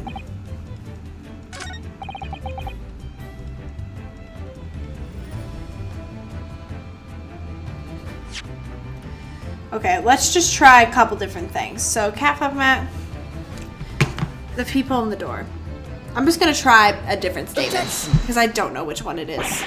What on earth is that eccentric contraption console? Oh, this is my cat flap mat, my lord. It makes a way for the cats to get in and out of the room. It can cut through any door you think of and make a new little door in the middle of it. That's right, my lord. It's a device for creating so-called cat flaps. Small doors for cats to come. I'm sure we can all work that out for ourselves. Ah! But that cat lover's contrivance has no possible relevance to this case. Oh, really? Of course it doesn't. To start with, there's no cat flap in the pawnbroker store. Not being a keeper of cats myself, I'm afraid I failed to see what this has to do with the matter at hand. Perhaps it would help if I described its function in another way.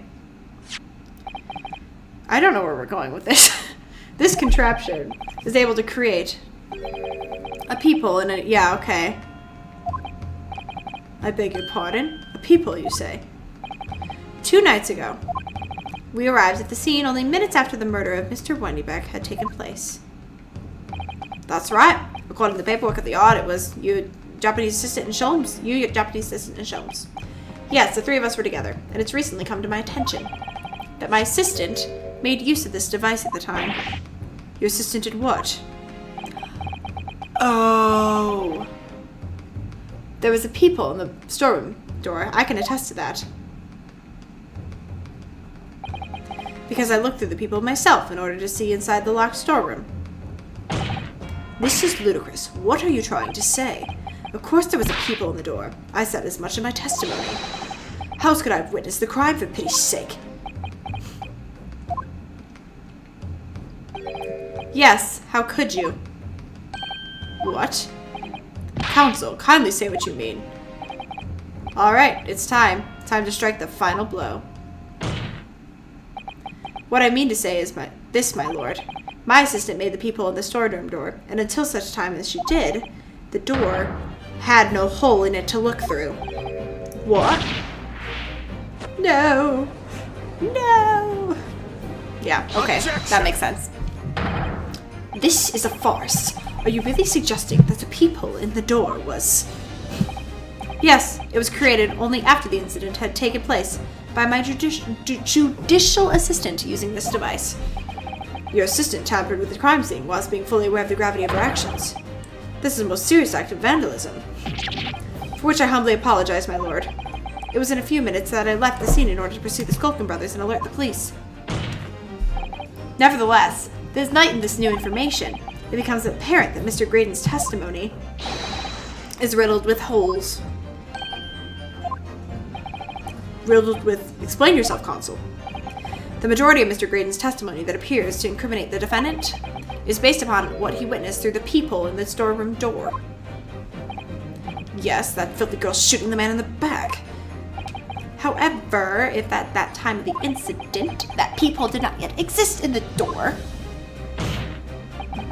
there's no possible way that you could have seen what you claim to have seen.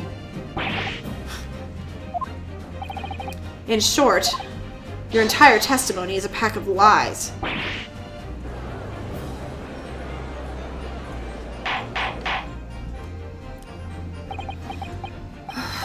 Is there any credence in this revelation? Objection! None whatsoever, as my learned friend most surely realize. Exactly. This is just some cheap trick designed to discredit me. I'm afraid not, sir. Of course it is. Do you seriously expect people to believe that that plaything can cut through solid wood door? Oh yes, I designed it to be very powerful. It can cut through even the toughest of doors. That's absurd. I don't believe it for a second.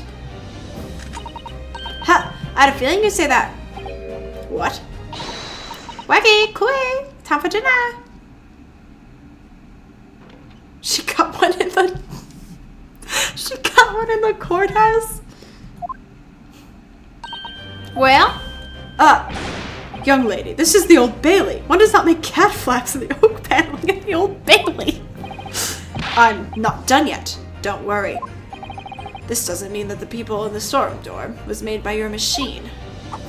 And there's no way you can prove that it was. No, but it's easy. What? The cat flaps and my cat flap crits, they're all fixed size. And the dimensions of the people in the windbacks are an exact match. Ugh. Hey, old Selkie's all for it. Excellent work, Iris. Thank you. And now it's my learned student's friend. Learned student friend's turn to be lost for words, I feel. I believe your judicial assistant has already left the country for your Eastern Island home. Well, yes, that's true. Then you may have some difficulty in establishing all the facts. For the sake of argument, let us assume the people has dimensions that are perfect fit for this contraption. In that case, when was the people cut? The prosecution demands proof of your answer. I have proof. I have proof. The photo. I have proof. It's very simple, my lord. The defense argues that the peephole was created after the incident using this device. But now, I have proof. I have proof. I have proof. Shut the front door. I have proof. I got it. I'm not even gonna read your stupid, stupid text because I have proof. The picture. The photo. Well, Counsel, I have proof. Don't give up now, Bruno. This is the time to create your own opening and force your way through. I don't know if I can do this, but I do know one thing. Susato-san is the greatest judicial assistant in the world. I have proof. I have proof. I have proof. I have proof. Very well, the counsel finds evidence. Yep.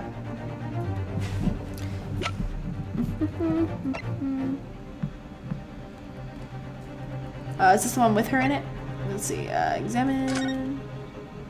There's no people. There's no people. Maybe I should save it just in case, because there's a few different photos I could use. But there's literally no people. Unless you're trying to say, oh, you can't see. But look, there's no people. There's no people. You stupid, stupid people. There is no people. So therefore, present. Take that! What are you? A print from the detective's infernal cameras again. My judicial assistant, Miss Usato Mikotoa, is an extremely intelligent and capable woman, which is why I never had any cause to doubt. that she would have considered this scenario and made sure I had the necessary proof. The necessary proof is this photographic print console. This print shows the scene in the shop moments after the defendant entered the premises. Agreed. And it also shows the accused mercilessly wielding a gun in the direction of the defense's broker. But, more to the point, it pictures the storeroom door in the background. Let me see that print again. I don't believe it. This really is quite remarkable. The door to the storeroom. Completely devoid of the peephole. Mr. Graydon, you couldn't possibly have witnessed the crime as you claim to have done. Because at the time it happened, there was no peephole in the door. In other words, your testimony is a catalog of lies.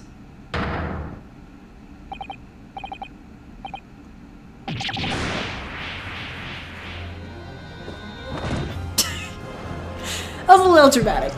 Okay, calm down, calm down. Order. I'm satisfied the defense has substantiated his claim beyond all reasonable doubt.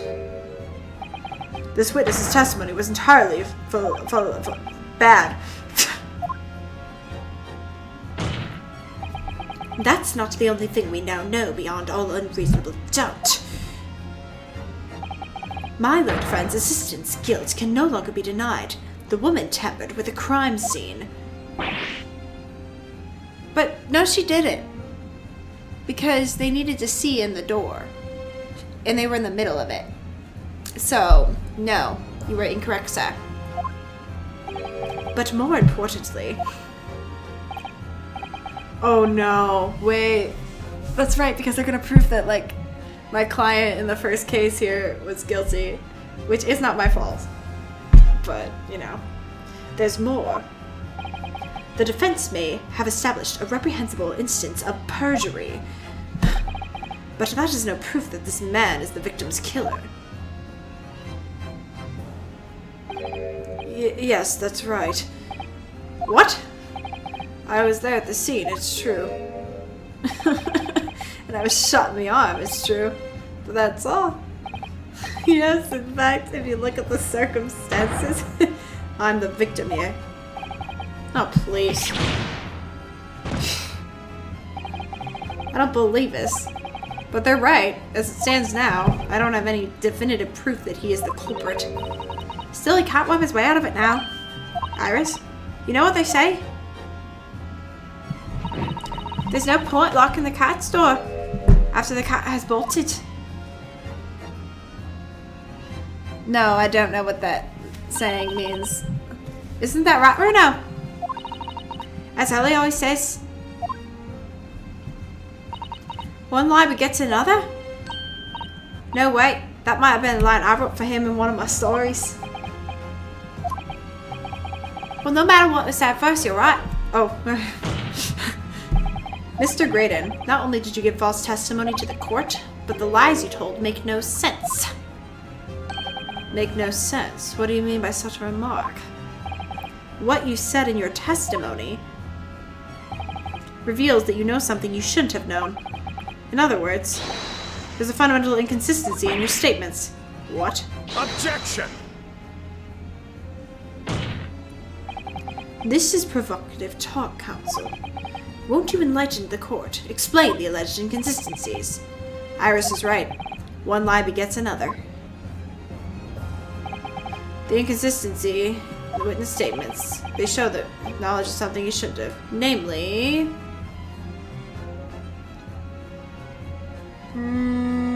Okay, let me save. He wouldn't have known the bloodstains on the coat.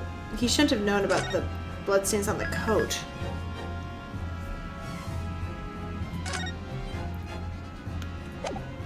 Let me just try the bloodstains, because the thing is, he would only know about that if he knew about, like, the previous murder stuff. Let's try it. Worst case, we just go back.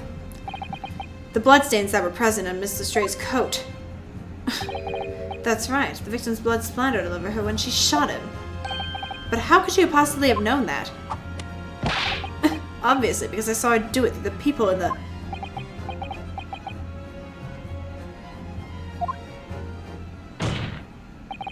The point is not that you lied in your testimony, Mr. Grayson. It's the nature of the lie you concocted that is so revealing. You're not making any sense. Then let me ask you a simple question. How is it, Mr. Graydon, that you knew the existence of the people in this storeroom door? What? Well, obviously Ugh. Has the cat got your tongue, witness? The people in the door was made after the incident occurred. Well, I thought about that too, but we already talked about that. And once I returned to the shop, having failed to catch the 2 burglars, Scotland Yard's investigators arrived immediately. Since that time, the police have been in Windybanks constantly, carrying out their investigation. Isn't that right, Inspector Gregson? Well, yes, of course, sir. The place is chock full of pawn articles, and my lads have thoroughly examined them all. So I gave them order that the officers working around the clock and shifts so we can get through it all.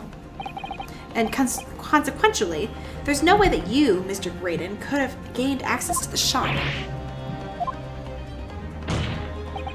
Therefore, you should have known nothing about the people in the storeroom door. So the fact that its existence forms the basis of your testimony is completely inexplicable. Objection! Objection what? And yet, the fact remains that he witnessed the crime take place through the people in the door. How on earth is that possible? Could I have a word, please, Lord Van Zykes?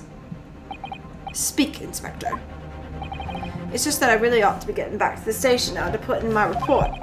There's really nothing more I can add to this testimony, so if it's all the same to you, permission denied. Oh. If it's not the same, it's the same to me, Inspector, not at all. You will remain exactly where you are until this trial concludes. Of course, sir. Mr. Graydon. You should have known about the existence of that people. Which can only mean that you must have been informed about it by somebody else. Objection! We have a mole. Stop there, my learned friend. You realize, I trust, that the words you just uttered have extremely serious implications. Yes, but the defense believes that the details about the case that Mr. Graydon claims to have seen must have been revealed to him by a certain person before his testimony. And in fact, considering a particular clue we have, there's really only one person that could be. Oh gosh. Oh gosh.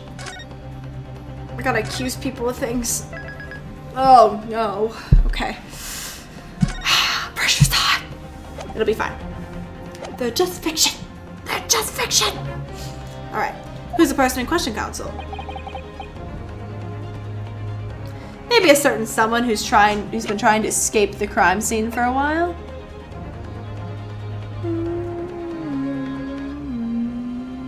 Take that! The truth is, it can only have been you, Inspector Gregson. Eh? Objection! Me? I'm just trying things.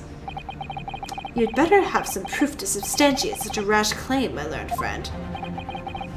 Consider the fact that we have only been aware of Mr. Ashley Graydon's identity for the last few hours. We learnt of it only during the course of the trial today. Indeed, preparations for his testimony were made with great urgency during our hour-long recess, while the police executed the subpoena and brought the man here from the communication station. And until that time, Mr. Graydon would have had no idea. No inkling that he would suddenly be required to appear in court. Are you suggesting that until such time as he was summoned? Yes, my lord. Until then, it's reasonable to assume he knew nothing of the people. It was only once Mr. Graydon was in the stand that he realized his position, that he would have to defend himself against the accusation that he was the third intruder. You're suggesting to the court that it was while this trial was in progress that he received the information, so that he could commit perjury in order to save his skin. Exactly. And the only person with knowledge of the investigation that he had any contact with is you, Inspector Gregson. This is blooming outrage. Why would I be giving away details of our investigations to this fella, eh? I was summoned to his lordship Chamberstone. There were any resources in that case. Had you forgotten that? Quite true. I had a number of questions regarding the events that transpired at the pawnbrokery. Which means the first time these two laid eyes on each other was after proceedings resumed following the recess.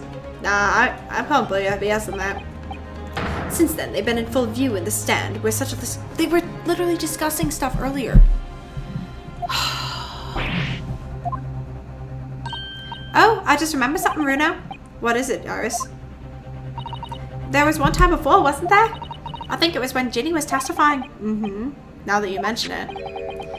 When the bailiff was dispatched to retrieve McGill's music box from the scene of the crime. That's it. It was during that testimony. Can't say I saw that coming.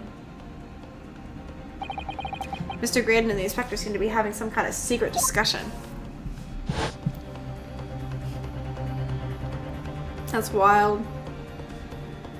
It would have been possible for you to give Mr. Graydon the information he needed then. You little toe rag. You're making it all up. I'm a respectable Scotland Yard inspector, for crying out loud. Why would I do something like that? Why would I be giving any confidential details to the likes of this bloke? Admittedly, you wouldn't have had any reason to do something like that for no gain. But perhaps it was part of a deal of some kind. Then it starts to make more sense. What deal, Counsel? I wonder if perhaps in exchange for details about the peephole at the crime scene, Mr. Graydon agreed to give a certain something to the inspector, the other disc. No, it's the other disc, dang it. That's crazy. I'm sure I need not remind Inspector that if found to be true, striking a deal of any kind with a witness would be considered a gross case of something. But well, it's becoming clear that jumping in with accusations is this student's specialty. I don't do that. But with the stakes so high, the prosecution is not prepared to listen to baseless charges. It is incumbent in the defense now to present evidence in support of this diabolical claim. Evidence? Just what are you proposing that the inspector demanded of the witness in return? Oh, that's easy. The court must see this proof of this alleged deal. That's easy. This is the other disc. Then logically, there's only one thing you could have asked for, and that must be it. Yeah, the other disc. Bruno, do you think it could be? Yes, it's the missing link.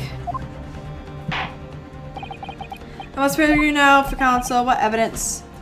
Okay, let me save in case I present the wrong thing here. Just because, like, I know what it is, but like I want to present the right thing. Alright, so the save is complete. Let's see. I'm out of water now. That's great, love. That's great. Alright, back we go, back we go. Okay. The alleged deal. So I think it'd be either the... Should you either show them this disc or the music box? I think I'm going to show them the music box because there's the other side of it. And if that doesn't work, it'll be the disc. Take that! Inspector Gregson. Besides this murder, is it not true that you've been working on another very important case? What? What you getting at now, sunshine? Is it possible that this other top secret case is what's alluded to in this newspaper article here? The classified secrets being leaked overseas from the Ministry of Justice. How the bleeding Noah could you... We discovered during the course of this trial the music box deposited at Windy Banks by Magnus McGilded. A special music box designed to play 2 discs at once. Huh. It would seem very likely now that encoded on the pair of discs that were in McGilded's possession are the leaked classified secrets.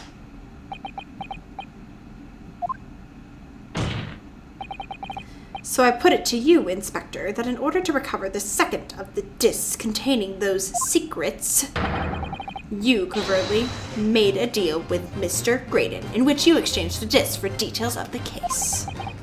You little... Oh wait, I do have more water. Haha. Order! Order! On the day of the incident, when we met at Windy Banks, you said this.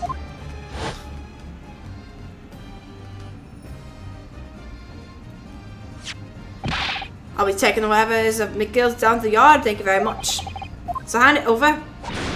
No, don't give it to him. It's mine, it's mine. I'm sorry, miss. But anything belonging to McGilded has to be taken in as evidence now.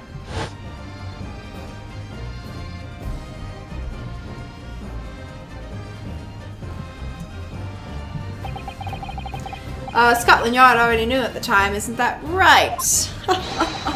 That Magnus McGilded was involved in stealing of government secrets. My orders were, recover the medium used to convey the secrets leaked from the ministry, and do it on the QT, strictly hush-hush. And that explains why, when I presented this disc as evidence to the court, you objected so heavily, I presume. Because you knew that it contained highly confidential information. Huh. Blimey, not likely. I mean, I wasn't that sure of it myself. I realized there was a possibility, that's all. Inspector, surely you're not saying that in order to acquire the second of these music box discs, you did indeed reveal confidential details of the crime scene to the witness, to aid and abet this man in giving false testimony. There's no other way that Mr. Graydon could have known of the existence of the people. It's the only explanation. A deal was struck between these two men.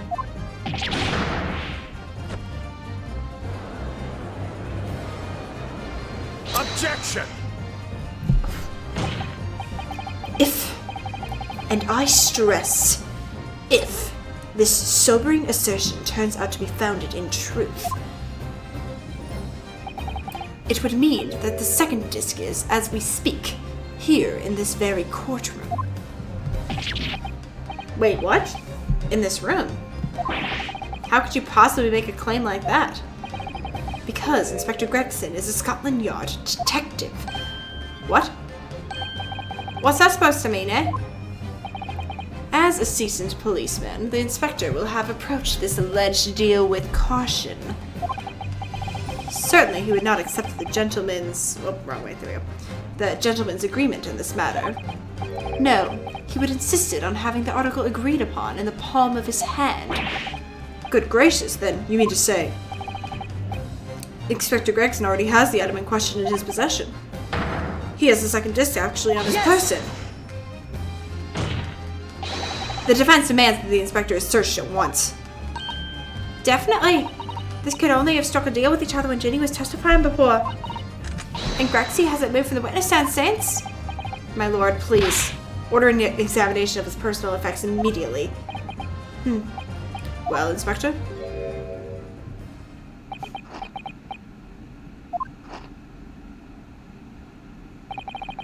This young lad wants to tone down his imagination. He's insulted me and my profession quite enough. However, if it'll put this matter to bed and dispel any doubts about my involvement, I'll happily submit to a body search. What? He's going to agree to it? I presume you're aware of the precipice to which you now teeter, my learned student friend. You've made a most serious allegation against Scotland Yard here. If, following the search of the inspector's personal effects, no disc is found, you will be deemed unfit for court service. This trial will end. And my country's government will formally demand of yours that you are severely reprimanded. That sounds serious. Indeed, to have a visiting student make such defamatory remarks about a country's most senior police force is not something Her Majesty's government will be able to overlook. You're just threatening Bruno because he's scared? The accusation is beyond serious. You must be prepared for grave consequences. I don't think it's on him. I can't imagine Gregson would have accepted a gentleman's agreement for something so critical. The disc must have physically changed hands, which means the inspector should have it. But somehow, that doesn't feel right. Very well, Consul. You know the implications. Let me ask you one final time. Yes? No. Search. Wait, hold on. Save. Here.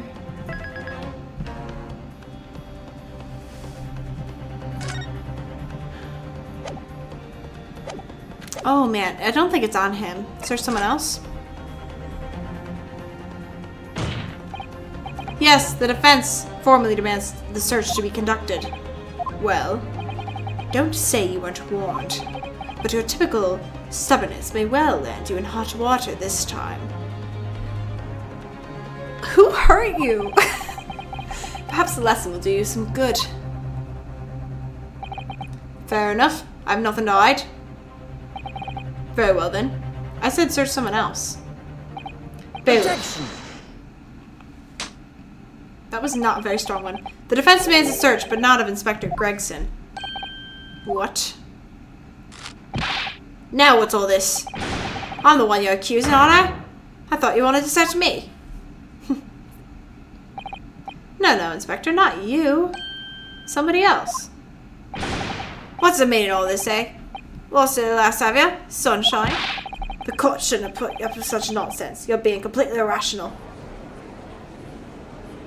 It's back on him. Be quiet, all of you. Be quiet, all of you. Bruno's doing what you told him to do and having the courage of his own convictions. So you should expect that and listen to what he has to say in good faith. Because that's the British way.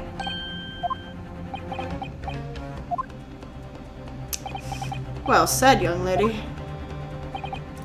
The court is in awe of the defense's counsel's conviction and eagerly awaits his next words. You what? Don't be so hasty, my lord. If I'm not mistaken about the things I've seen in court today, I'm fairly sure I know who that disc is at the moment. There's only one person it can be. Is it back on him?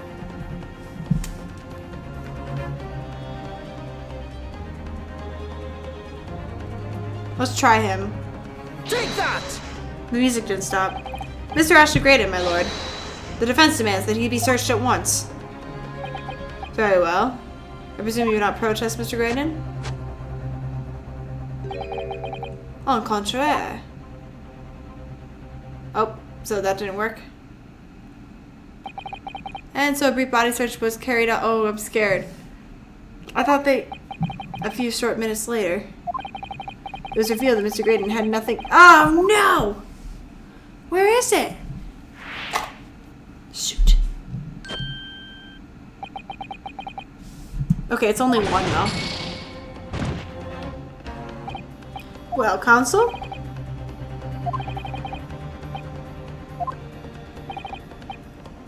Did they stick it on Sholmes? That's my other, I guess. Take that! My lord, the defenseman is okay. Nope.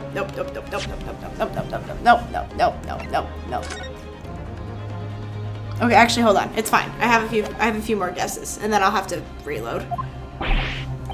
Objection!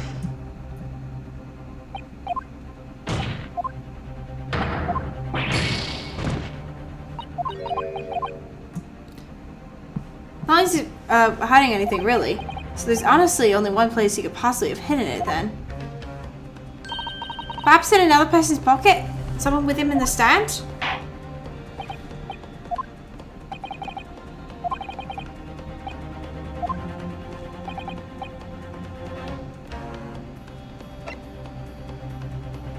Take that! I'm trying different things. I'm just trying different things. Okay, so one of his minions?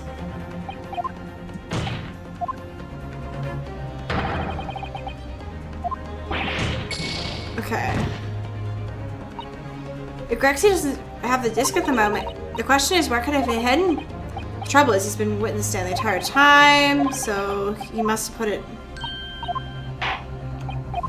What about one of the other...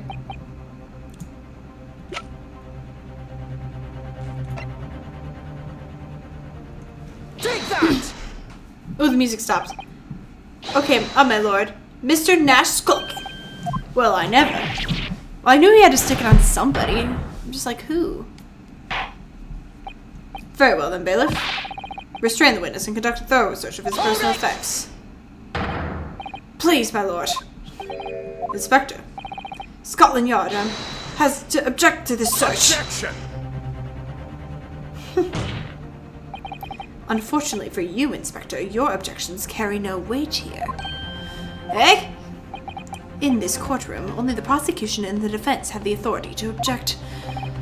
But, Lord Dykes, I have no idea what forces you are in play that might influence your actions. But personally, I have no intention of obstructing the course of this trial. Bailiff, carry out the search. There it is. Now, Ultimo, I don't know nothing. Nothing about no disc. Cut it out. Aye, here, my lord, in the witness pocket. I found this. Good, that's another music box disc. I don't know nothing about it, nothing.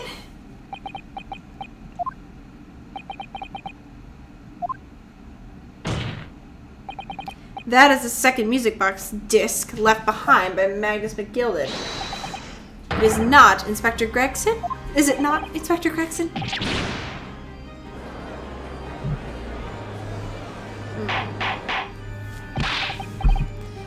Order, Mrs. Skulkin, what have you to say for yourself? Gordon Bennett, just Gordon Fleming Bennett. I swear I didn't know nothing about that disc, honest? Counsel, would you please explain what's exactly going on here? The alleged deal that was struck between this witness and this detective, no?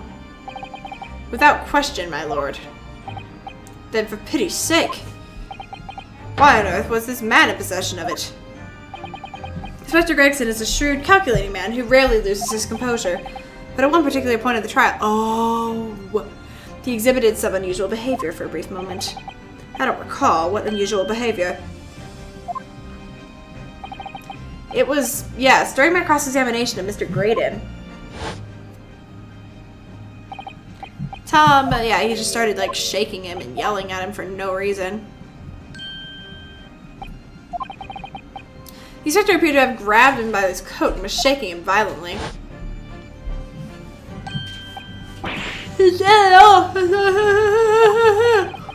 I was wishing I'd been born as my brother, I was. What exactly happened to make the detective attack you like that? I ain't got a clue. He just started trying to grab me like a whistle and started shaking me. Why in the blazes did you mention the third gun when we got you down to the station? That's what he said. He held it right down my ear, all he did. My head's still throbbing now. The way the detective behaved then was extremely out of character. But looking back now, it must have been then that he did it. That was the opportunity Inspector Gregson created for himself in order to hide the disc. Bless my wig, he hid it. You. But I'm afraid I failed to comprehend the motive here. If the detective had acquired the disc he was after, why on earth would he proceed to hide it in another man's pocket? This is a court of law. He should have submitted the item as evidence. It would appear, my lord, that the inspector was not at all at liberty to do that. Why ever not? As the man himself revealed earlier, his current assignment has some special conditions. Yep, he's under orders. So weird. Hush, hush. A top secret assignment, is it? As far as we're aware, the information stolen comes from the confidential government communications. It would seem that if the information were to be revealed in court as evidence, it would be problematic. Does that sum up the situation, Inspector? I'm operating under direct orders from the Ministry. I'm afraid I'm not at liberty. So, realizing there was a chance that you may be searched here in court, you took steps to hide the disc you had acquired from the witness. Does this mean? He only pretended to attack Mr. Skulkin in order to get close enough to him to slip the second disc into his pocket. It was all pretense.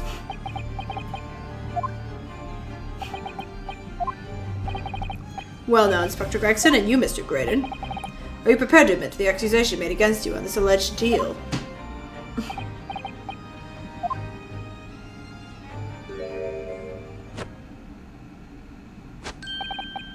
Admit to it? Yours truly? Please. Mr. Graydon. Clearly your Eastern visitor has an uncommonly active imagination.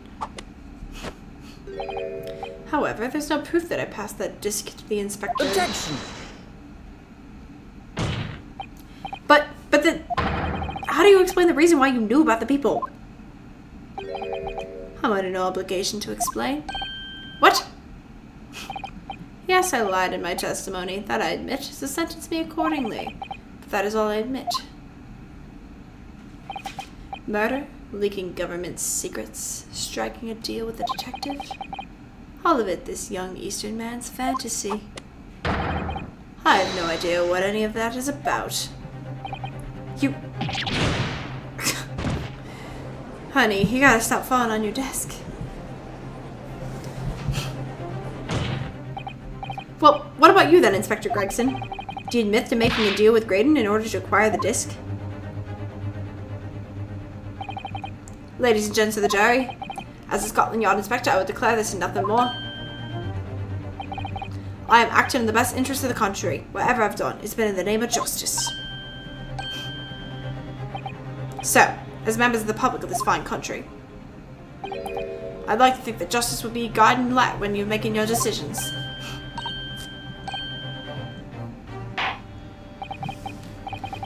This is quite a conundrum. What? Rarely have I encountered such extraordinary tumult. Why are you using big words? Nevertheless, in the absence of further evidence to be presented, I believe it is time that we put the matter to the jury by their final leanings. Well now, as my fellow servant to the Queen of Country, I must say I sympathize with the old inspector. Yes, he's a dependable man, I'm quite sure. In service, one becomes quite a good judge of character. Even crossing your eyes doesn't help when it comes to looking at this case. It's all blurred to me. Well, as a fellow Russian, I like to put my faith in the detective, really. Graydon is a highly skilled operator. Stop. Don't tell me they're gonna... Yo, what are we doing here? Detective has very much trust in us. More than this, I cannot say. They're gonna believe Gregson. If they declare the decision now, is Denny gonna be found guilty? If I don't manage to produce some definitive evidence right now, then we're going to lose. Either some proof that Graydon killed Mr. Winterback or stole those government secrets, or some evidence to force Gregson into admitting that he struck a deal with the witness. Counsel, I think it's time I impose the jurors to let their final decisions now. That is, unless you have some compelling evidence.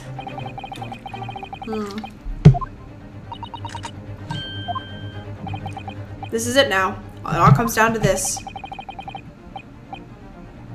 Oh gosh. Okay, well, let me save. Did that third option say let them be found guilty?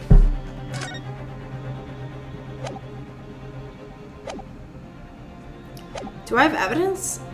Leave it to the jury is crazy. Do I have evidence against Graydon? I don't even know who I have evidence against. Let me just see what I have here. What's in the court record?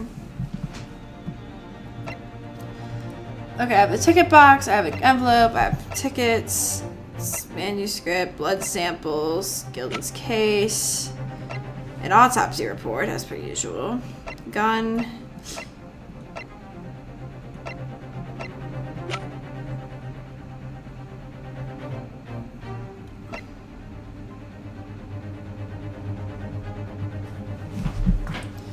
Man, I don't know. more do they need? Okay, well, here's what we're gonna do. If I leave it to the jury, probably gonna be found guilty. But do I have...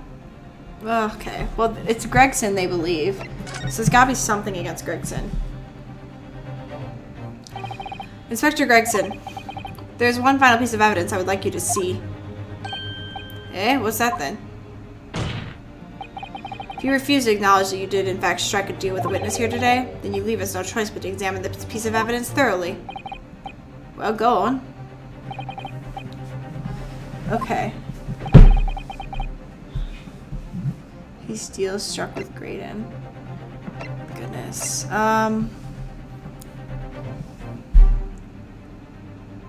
Oh! Wait.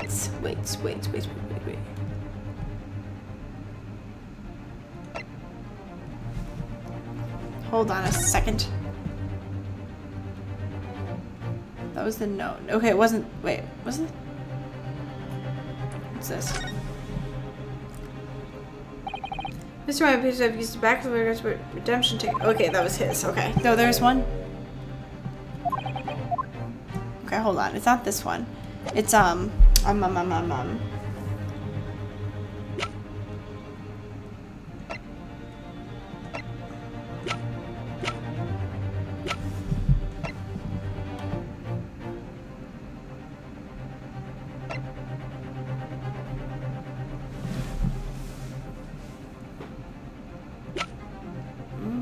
wasn't there like a thing he wrote on the back of with like notes?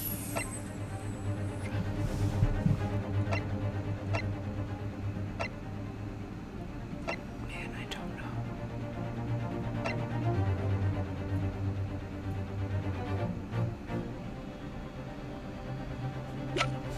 Here's the thing. I'm going to try presenting something because if it doesn't automatically go back to the start, then I'm at least on the right track. I don't know. What's proof?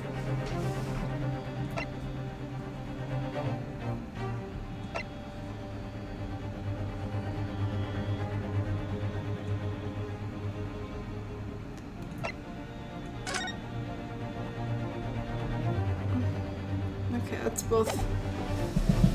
Do I not have the thing that he wrote on? I don't remember.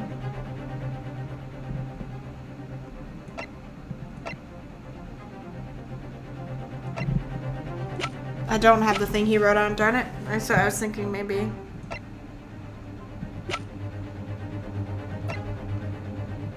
Take that! Is that Mr. McGill's peculiar music box? Yes, with the disc already in place, ready to play. I think perhaps now would be a good time to listen to the sound produced by the music box again. Only this time. With the second disc we've just discovered set in place as well. Goodness, this disc console. Got it. What a struggle. This disc console. Hold it! Mm-hmm. No, wait. I can't let you do that. Why not?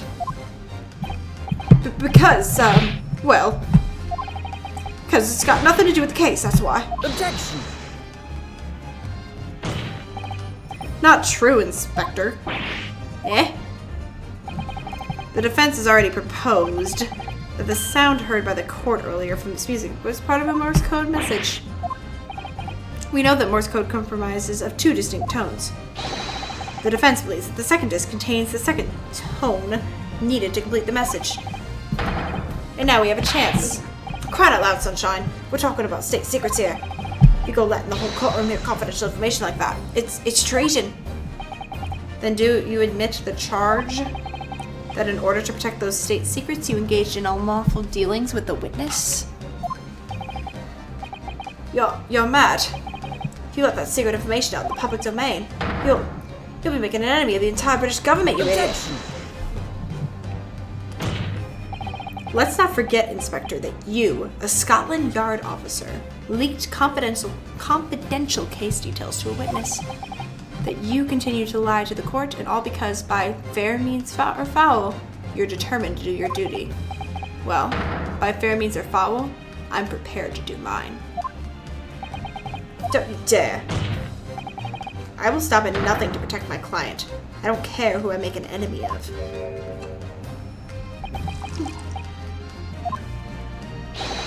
My lord, if you please. The court must hear the sounds made by that music box. Come on, Van Zykes. For Pete's sake, stop him. Objection! Inspector, you should know my methods by now. I'm a prosecutor. I'm no Scotland Yard puppet.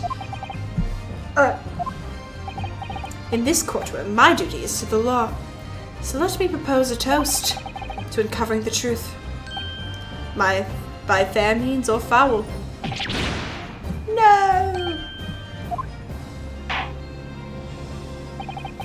Very well, the defense's stance here is that of the prosecution is made very clear, I feel. Therefore, in accordance with the defense's request, the court will now listen to the music box. This time with the second disc in place and both discs playing simultaneously.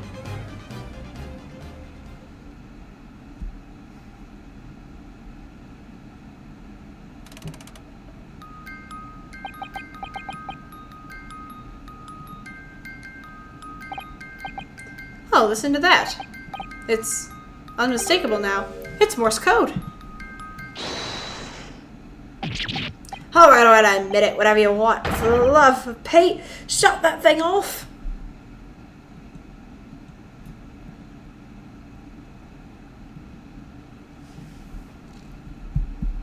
Okay, I am surprised I figured that one out. It's like I was going on a hunch. Let me ask you again then, Inspector Gregson. Did you or did you not strike a deal with the witness next to you in the stand, Mr. Ashley Graydon? Specifically, did you furnish the witness with confidential case details in exchange for this music box disc? Did you reveal the existence of the peephole in the pawnbroker's storeroom door, Inspector? I did. Stop! What are you doing, man? It's all exactly like that young Eastern lawyer said. When the trial resumed after the recess, we were stood here in the stand together. That's when he approached me with the deal. Shut up, you imbecile. Shut up! Psst, you there. You're the detective who turned up at the pawnbroker the other day, aren't you? I may have something you're looking for, Inspector, with me at this very moment. So how about a trade? I suggest you accept. Or information that may make certain individuals uncomfortable will soon be made very public indeed. We couldn't let that information become public knowledge, not under any circumstances. So I accepted the man's proposal and told him details about the case that should have put him in the clear. The people in the storeroom, the bloodstains on the overcoat. By giving false testimony, this witness intended to have the defendant wrongly accused of murder. Inspector, you knew that. Yet you still revealed those details to facilitate the witness's perjury. I did. But then it turned out the peephole only had been made that night, after the incident took place. Scotland Yard wasn't aware of that, if I'm perfectly honest. Well, Mr. Graydon, what do you have to say for yourself? There's nothing and no one left for you to hide behind. You struck a deal with the inspector in order to escape conviction of a very serious crime. Namely this. You are the third intruder who broke into the pawnbrokery on the night in question. And you perpetrated the murder of the proprietor, Mr. Pop Windybank. Did I say that right?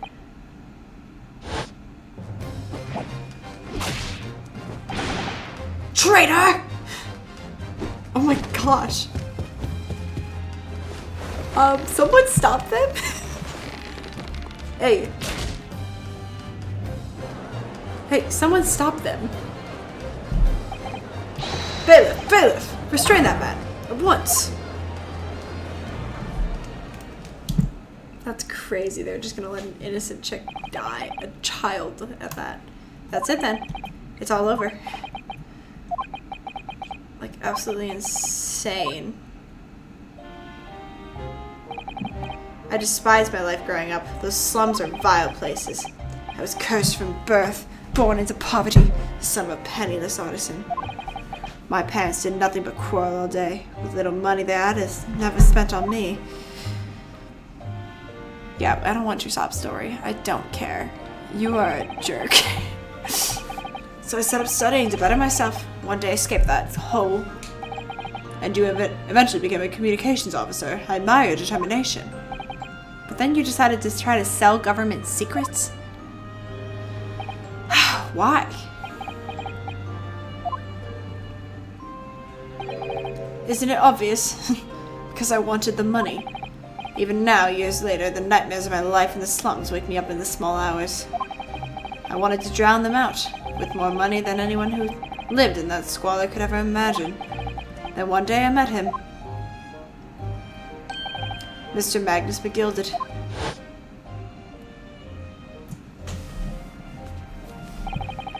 You're a fiend with a squad talent, you are. I've thrown money to throw you away if you're interested. If you need to, is go along with me little plan now.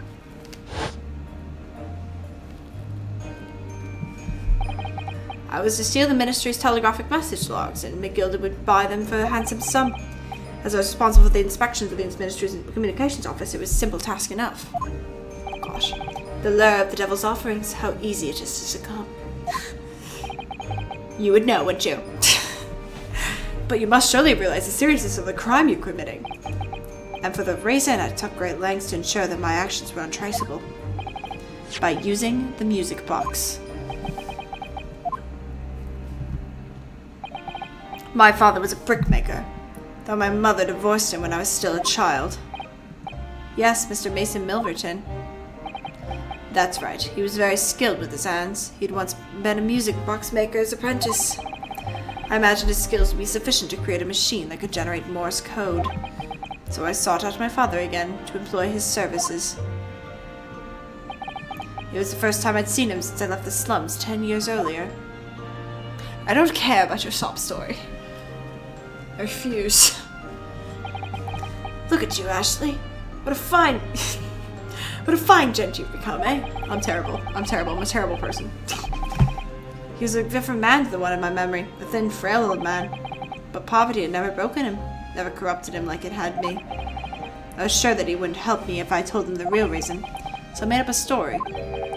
I got some work for you, Father. I need some music box discs made. Music box discs, eh? A musician friend of mine has written some music he wants to sell to the public. I brought the score with me. There are 2, actually. I'd be delighted, son. It's been 20 years since I did any work like this, though. Fetch my tools, would you? They're in the loft. I don't feel bad for you. I feel bad for your father. That's how I had him make the 2 discs. Thereby splitting the information in 2. You were taking considerable precautions indeed. It was to protect myself as much as anything. It meant that I could deal with McGilded in 2 separate transactions. The first involved the first 2 discs and the music box for playing them. I exchanged it with McGilded for 10 guineas. Then, on receipt of the second disc, he would pay 1,000 guineas. So, what happened on the omnibus 2 months ago? Was the second part of the deal the exchange for the second disc? Yes, I'd sold the man information that way a number of times already, but it seems he became reluctant to part with his money. But that doesn't quite make sense, Mr. Redden, for why was it that the omnibus 2 months ago, your father, Mr. Milverton, was the one dealing with Mr. McGilded and not yourself? When I received the 1,000 guineas after my first completed dealings, I decided to give 200 to my father for his troubles.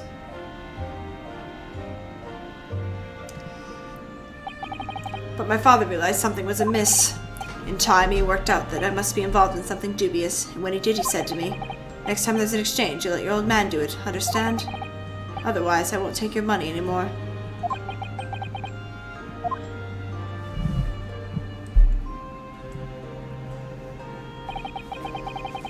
That was my father's way of dealing with it, I suppose. Climb into the omnibus, hand over the second disc, and take money from McGilded. That's it. He had no idea what was actually on the discs I'd asked him to make. He'd never knew. Just like I'll never know why everything went so horribly wrong that night.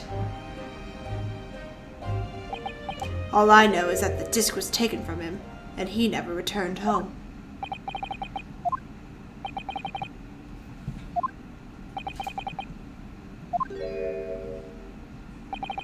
It was only then that I found out what sort of monster McGilded really was. So after 10 years of not uttering it, I swore on my father's name.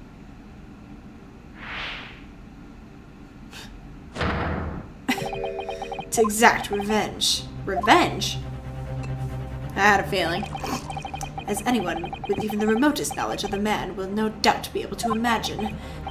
Oh, he killed him. Oh! Big brain. McGilded brought all his wealth and influence to bear in the most despicable of ways.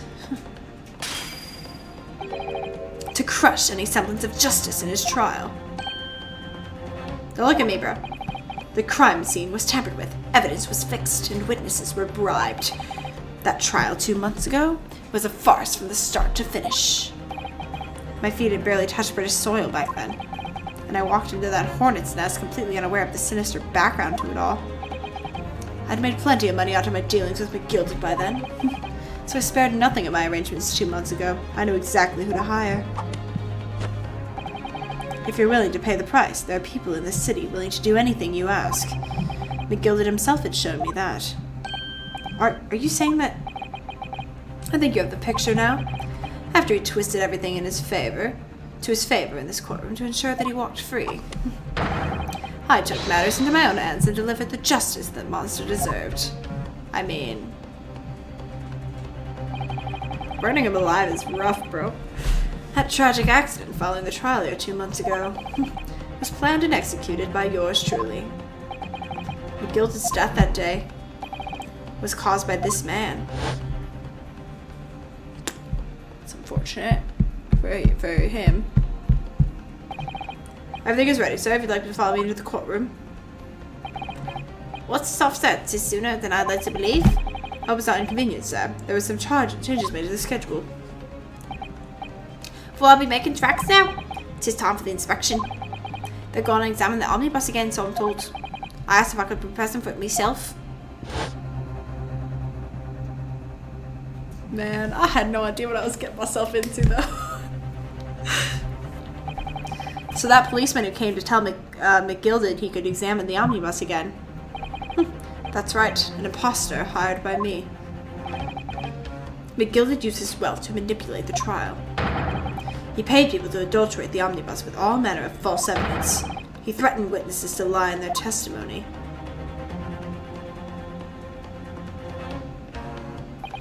So I gave the man a taste of his own medicine. Once the omnibus was doused in paraffin, one of my sham policemen ushered McGilded inside and sent him on a one-way journey to hell.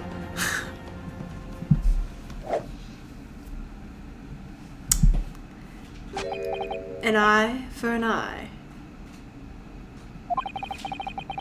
That's how I avenged my father's death. A spine-chilling account indeed. But that wasn't the end of it for me. There was a loose end, you see. A loose end? Yes, I should think it's obvious. The second disc, which my father had taken to exchange with McGilded. Ah, yes. There was indeed the mention of it in the man's trial 2 months ago. Clearly because it had been removed from the scene of the crime. When I realized it was missing, I remembered something. Something from the first time I dealt with McGilded.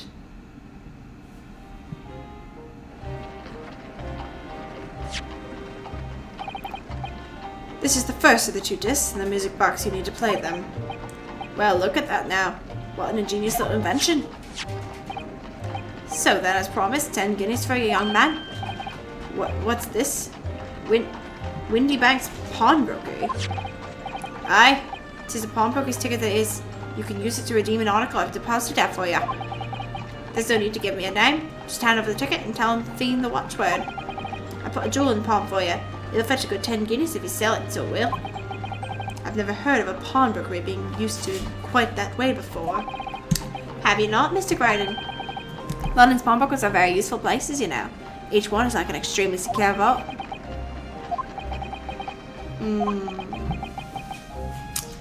Shady businesses.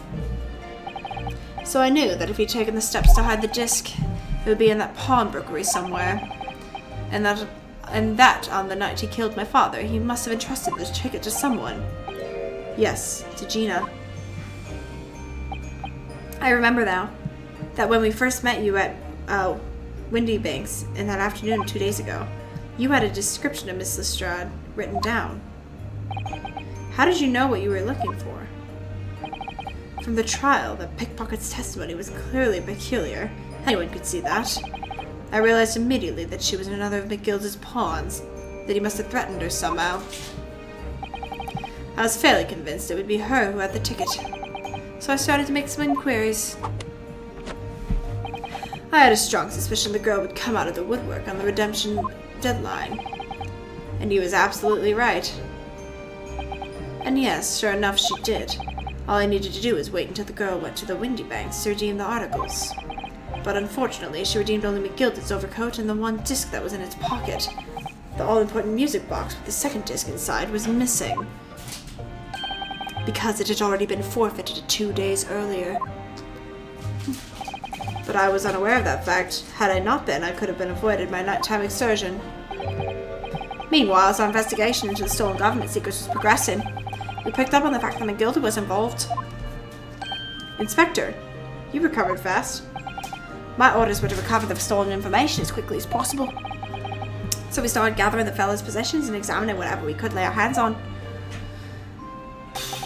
We had a full-scale investigation going on at the yard, but he had to keep it quiet as we could. Then, when the inspector here took the disc from me in the pawnbrokery that day, I became nervous. I was sure the music box and the second disc were still there in the pawn shop somewhere. I knew that it was a race against time. I had to find those articles before the police did. So that's what prompted you to break into the place that same night, with the help of your old friends, the Skulkin brothers. What happened that night in the pawnbrokery, I can only describe as a nightmare.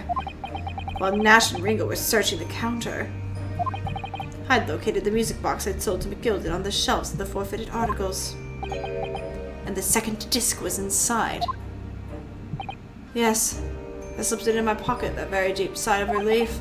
But then, something entirely unexpected happened. What are you doing in my shop? Buying.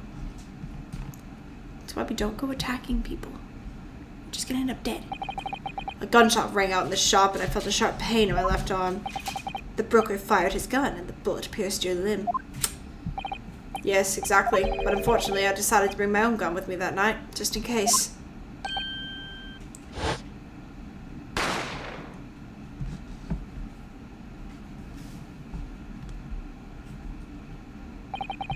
Before I knew what was happening, I'd fired back.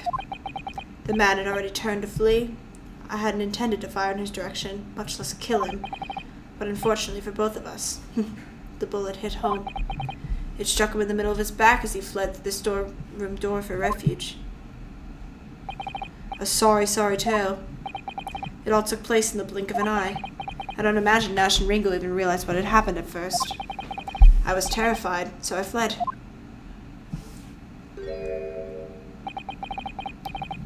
And that's the whole story. That's everything that happened in the Wingabanks on that wretched night. That's rough, buddy. That is so rough. But like you kind of made that situation for yourself. Just saying. Stupid. So don't sell government secrets. That's what we learned from Ace Attorney. Maybe don't be a pickpocket either, but you know, you might be okay. Earlier, you called McGilda a monster. A man who used his wealth and influence to distort the facts and escape justice for the crime of murder. What tragic irony. For what you have done is exactly the same.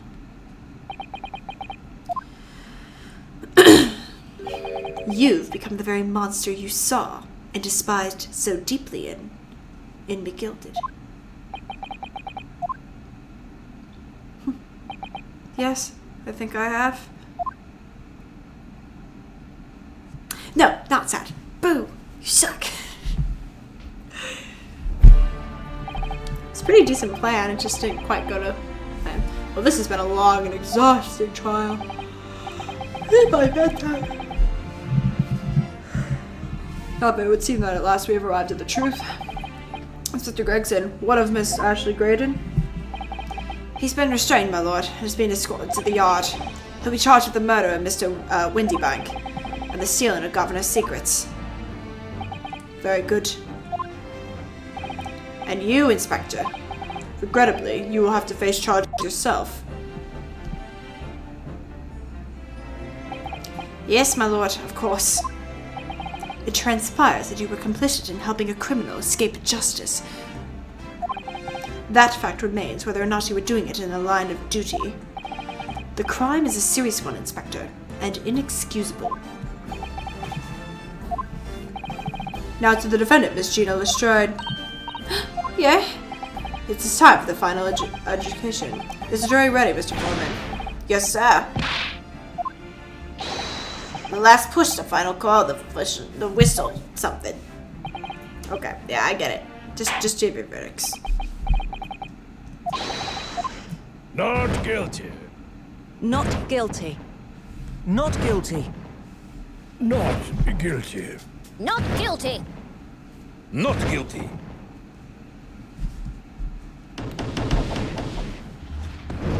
Very good, very good. Looks great by Mr. Santa Claus. Haha, that's the stuff. I'm off the hook. So, about perjury.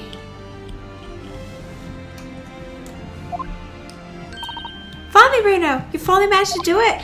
Finally is the word. I really wasn't sure if we'd come out of this on top. Susie was right. You're the best lawyer in the world. Mr. Straight, I'm not finished with you yet. Eh? What? Why you look at me like that for? Before you start enjoying your freedom, there are certain other crimes to consider. Eh? 2 months ago, you gave a false testimony. And in relation to the trial today, not only did you unlawfully enter the pawnbrokery, you also attempted to abscond Mr. McGilda's property, it seems. Hey! I've never done nothing of the sort. Of course not. It's not like you were gleefully wearing McGilda's coat in your cell yesterday. Oh, it's just when I was getting sad about throwing a party for Ginny this evening. Turning our attention to the defense. So determining that, when playing together, the music box disc contained a message in Morse code was, well, certainly a most unexpected revelation, counsel. Don't look at me like that. Quite so, my lord. The prosecution was caught entirely off guard. In fact, I think we should applaud my learned friends' courage here today. I propose a toast to demanding that government secrets be disseminated before the entire courtroom. Disseminated. I'm scared. Very sorry about that. It was the only way that I could get Inspector Gregson to admit what he'd done, so... If I may say something on that point, isn't that... It's, about the sounds produced by the music box before. I do wonder if that was really Morse code at all. What? What are you saying? Oh, well. It's just that I'm really rather fanatical when it comes to Morse code, you see. So much so that the whole world seems to be covered in dots and dashes of me, in fact. Goodness, madame. An unhealthy level of obsession one feels. But I must say that in my opinion, the sounds produced by those two discs were nothing more than that. Meaningless series of two different tones. What? Can that really be? It wasn't Morse code after all. My lord, the defense would like to listen to this music box again. Are you off your nut? How many times did I tell you? Those discs contain minuscule secrets, Sunshine. I don't think they do. This courtroom is not an appropriate forum to discuss the nature of government communications. We know McGill did conspire to trade national secrets with our enemies. Secrets acquired from Mr. Graydon. Now that the man has admitted his crimes, we have no need to pursue the matter further. That's fair. It's really going to bother me. That's fair. Miss Lestrade. Yeah, my lord? That which you have been seeing here today in this courtroom has been extremely disturbing. Falsified evidence, intimidation, perjury, a grim catalogue of depravity. An appalling experience to befall any child. Come on, ain't nothing I don't see in my days back in the slums. I beg your pardon? If you're weak, you pay for it. It's just how life goes. Gina. But look, I reckon I've worked something out today. The world ain't fair, but if you want it to change, you've got to start at home. You've got to change how you are yourself.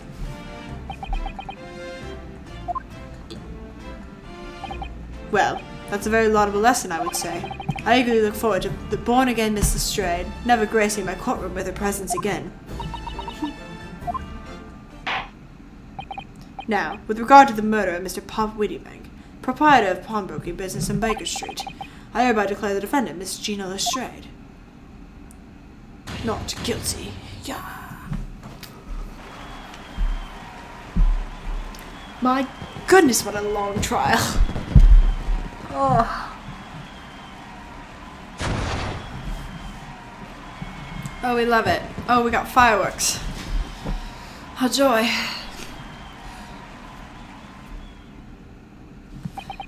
That is all. Court is adjourned.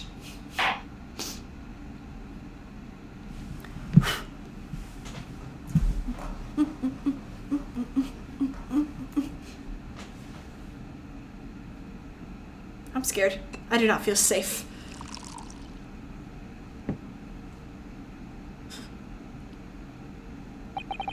On a personal note, I must say you've surprised me, my Far Eastern friend. Oh, he called me Far Eastern instead of the other one. Oh. Despite being... There it is.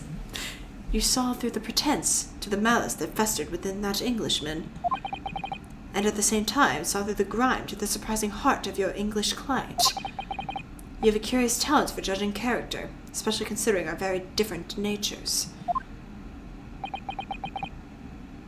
What is his deal? I don't think there's anything curious about it. Whether we're from the Empire of Great Britain or the Empire of Japan, we're all human beings. We're not so different on the inside. You know, I took this case for one very simple reason. To lock swords with you once again here in this courtroom. You did? When I encountered you for the first 2 months ago, it reminded me of toasting friendship and trust with another.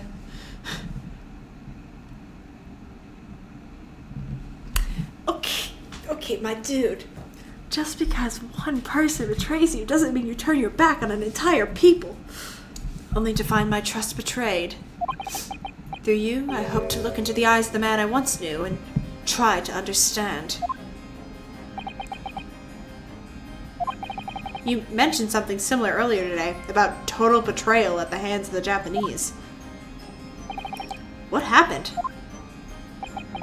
He's not going to tell us. Well, you may ask. And one day, when the time comes, I knew he wasn't going to. You will learn the answer, whether you like it or not. You can't. If one dude betrayed you, you cannot turn your back on an entire people, my man, my dude, my boy. Alright, then I'll wait for that day if I must. You were such a good sport. Oh my gosh. Coming to be known as the Reaper of the Bailey and my retirement from service 5 years ago. It gives me cause to wonder if our meeting has some deeper purpose. So, farewell, my learned fellow, until we meet again.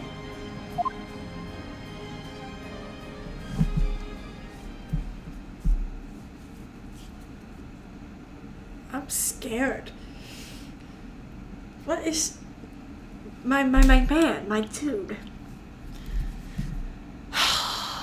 Alright. Common sense. The lessons we learned from Ace Attorney: don't sell government secrets and racism is bad. It's done, it's over at last. But where is Iris disappeared to? Ah! Congratulations, Gina. I knew it all along. I knew that you were innocent. Well, you did what you said, Mr. Nardo. You believed in me right until the end. You're as odd as your name. What's odd about it? I told you I had faith in you, didn't I?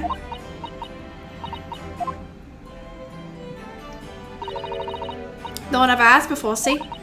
Kept a promise, I mean, properly. That's awful. I figured something out today. All my life growing up in the slums, I never trusted no one. But that's just because I've been scared of being stabbed in the back. I mean, the more you trust someone, the more it hurts when they let you down.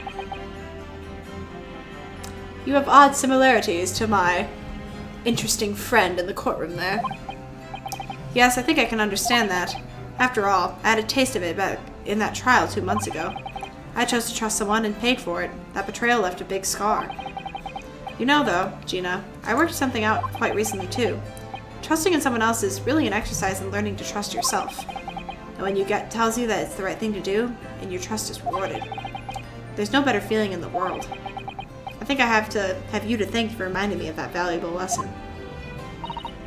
Oh well, if you say so. Don't make a fat lot of less sense to me though. I'm trying to say that putting my faith in you, Gina, has been a real pleasure. For crying out loud, pack it in. But I suppose I sort of feel the same way. I mean, sometimes trusting someone else, you know. Alright. Thanks. This is the way I see it, Ryunosuke. I miss it.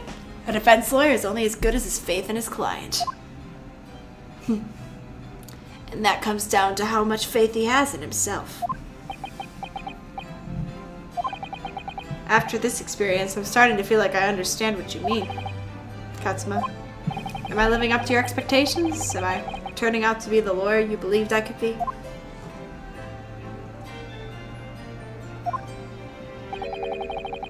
Pardon the interruption.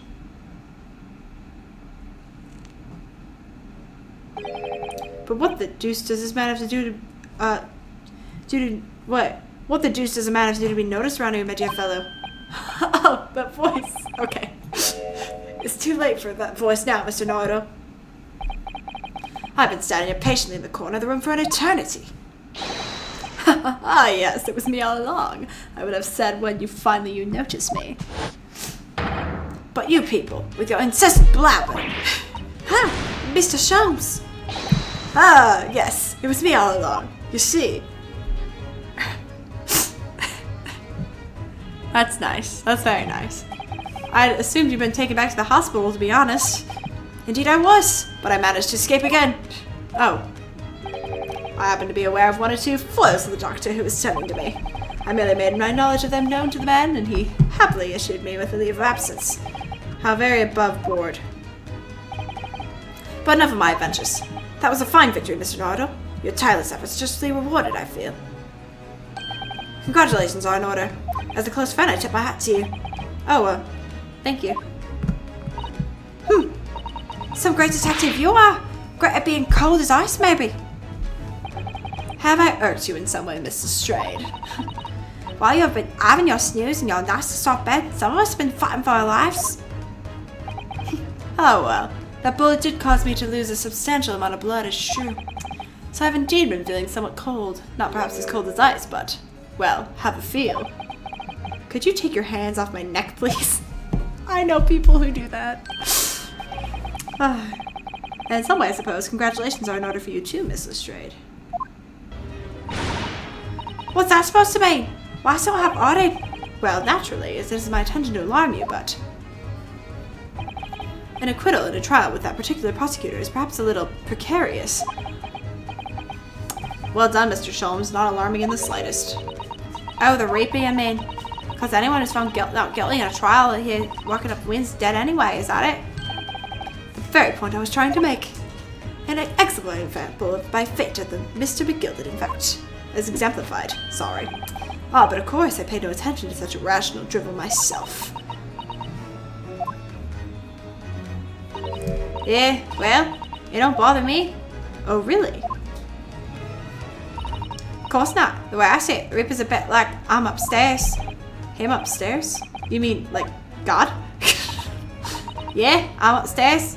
Oh, him upstairs knows what's what, right? He knows what people are like on the inside. He won't have the wrong end of the stick.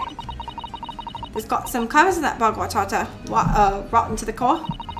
At the end of the day, I'm upstairs, make sure they got I'm upstairs. Him upstairs, make sure they get what they deserve. I suppose that's one way of looking at it. Divine justice is one thing, though. The Reaper taking matters into his own hands and claiming lives is another. Well, I ain't like them and guilties in this world, so I ain't scared. I got principles, see?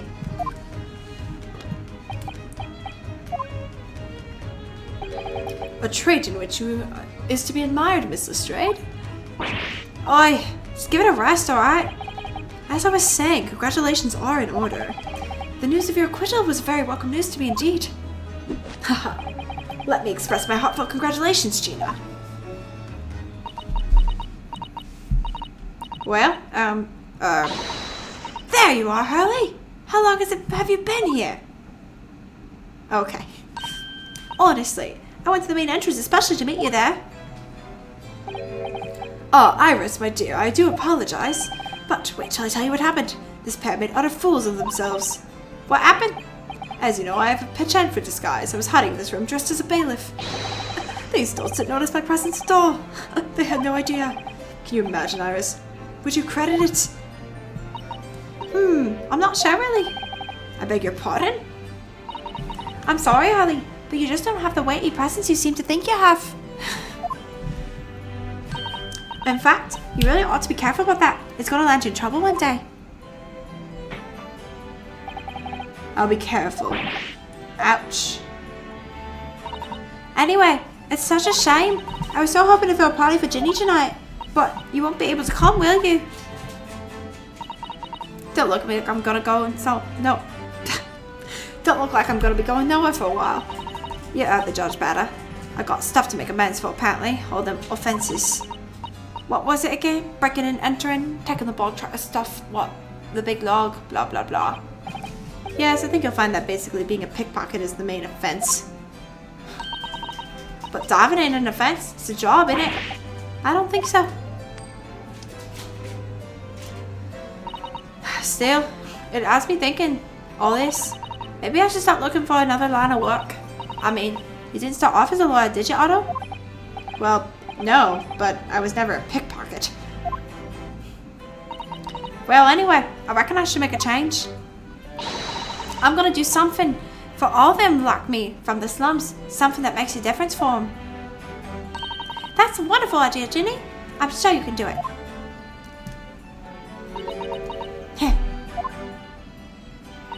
What is it?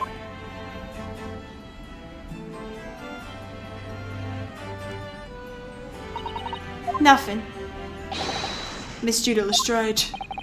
The prison carriage has arrived, ma'am. Well, that's unfortunate. Right. Well, looks like I'm off then. Yes, goodbye, Gina, and good luck.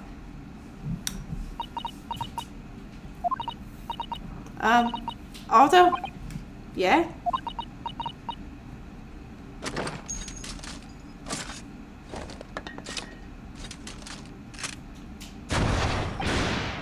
Ah! What was that for? I don't know. I mean, I don't know what to say, so...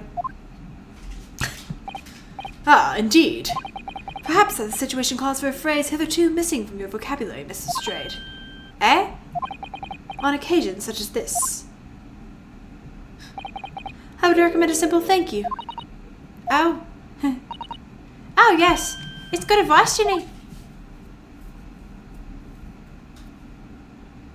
Right, I see. Well,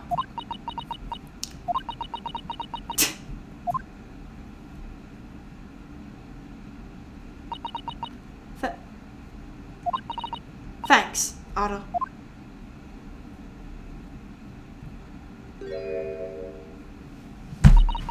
Thank you for everything everything what you've done, for believing in me. Not at all. In fact, that should be my line. Thank you, Gina. She was crying. Me too, because I have no best friend because my best friend's dead, and that makes me really sad. Well, there she goes. I wonder if we'll ever see her again. Well, well, quite the indomitable pick purse. Oh, I nearly forgot. I brought a paper aside. It's a special edition. This trial's all over the front page. Pickpocket innocence proven. Isn't it wonderful? You should have shown it to Gina, Iris. She would have been thrilled. Oh no, how silly of me. Oh, but anyway, would you like the good news or the bad news? Not again. Well, what do you say, Bruno, Harley? As usual, I'd rather get the bad news out of the way first. Absolutely not. I have no intention of listening to anything but good news. And there you have it. How people answer that question says a lot about them, doesn't it? Let's not go there. Alright then, maybe let's start with the good news this time. The rain has finally stopped. It was a record level of rainfall, apparently. Well, that is good news indeed. We can travel back in greater comfort. Alright then, what's the bad news? The huge storm has left seas very choppy. The channel is particularly awful, so sailing out of Dover has been delayed by a day or more. Wait, Dover? That's right. If we head to the station immediately, we may still make it time to wave Susie off. Yo, but there won't be a train. What do you think I am, Mr. Nardo? Mr. Chance? I rushed to Victoria Station earlier and made arrangements for a special express. If we hurry now, we shall be there in time for dinner. And I know of a fine restaurant that serves the most delicious baked sole. The great detective does it again? Indeed he does. I happen to be aware of the number of the rail transport director's forbes. What? I merely made my knowledge of them known to man, and he happily lent me a locomotive, elementary. Just an idea, but might be wise to stop manipulating people. What are we waiting for then? To land in Victoria?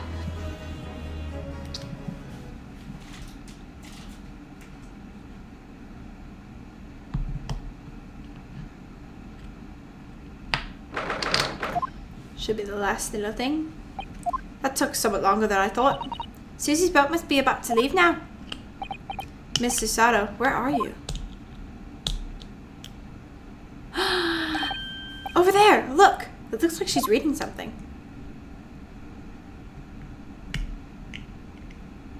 Hold it! Miss Susato, wait, what are you doing?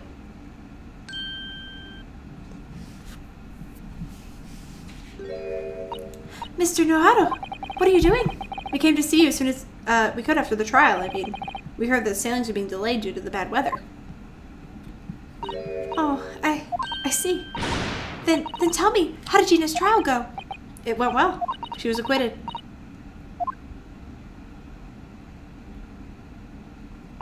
That's wonderful. Really wonderful news.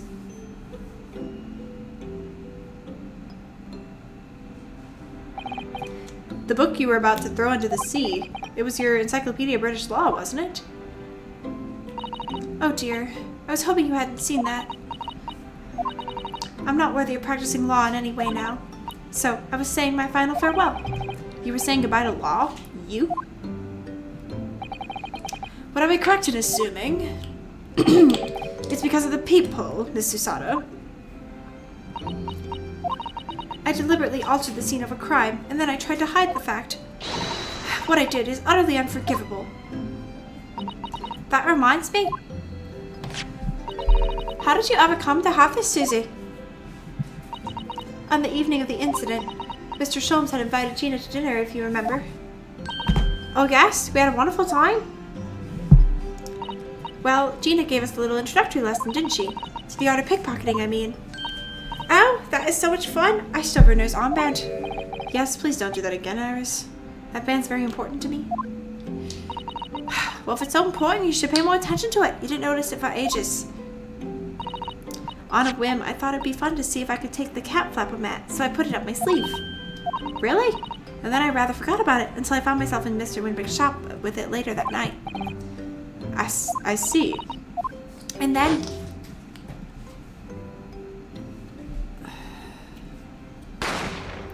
Bang. Mr. Sholmes! Mr. Sholmes! Leave me, Mr. Naruto. Right.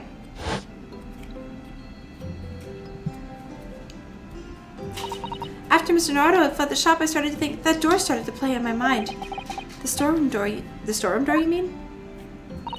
Yes, if Gina wasn't anywhere near the shop, I realized it could only be behind that door. And at that moment, the little device that I had up my sleeve sprang to mind. I was so worried about Gina, I simply had to know.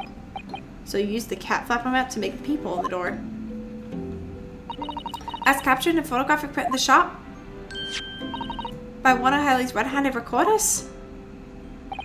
Indeed, it was of first importance at that point. Precisely when the peephole was made, that information would prove to be Mr. Naruto's greatest weapon. Though naturally, without proof, it would have been amounted to nothing. But when I looked through the hole in the door, the sight of that met my eyes made my blood run cold. Thoughts started to run through my mind. I remember that 2 months earlier, the trial of Magnus McGilded, I thought about how he had manipulated the evidence and arranged false testimony to secure his freedom. It made the British justice system feel very dark and sinister to me. And then a terrible thought occurred to me. What if some wicked criminal was planning to do the same thing now? Because from the appearance of the crime scene, it looked like as though Gina had shot him. Even though I was sure she would have never done such a thing. You were worried that the true culprit would try to frame her. That's right. But then I realized it would be very difficult for anyone to give false testimony in this case. What do you mean? Well, the crime appeared to have happened behind the door of a locked room. For someone to claim falsely to have witnessed it, there would have to be a way for them to see beyond the door.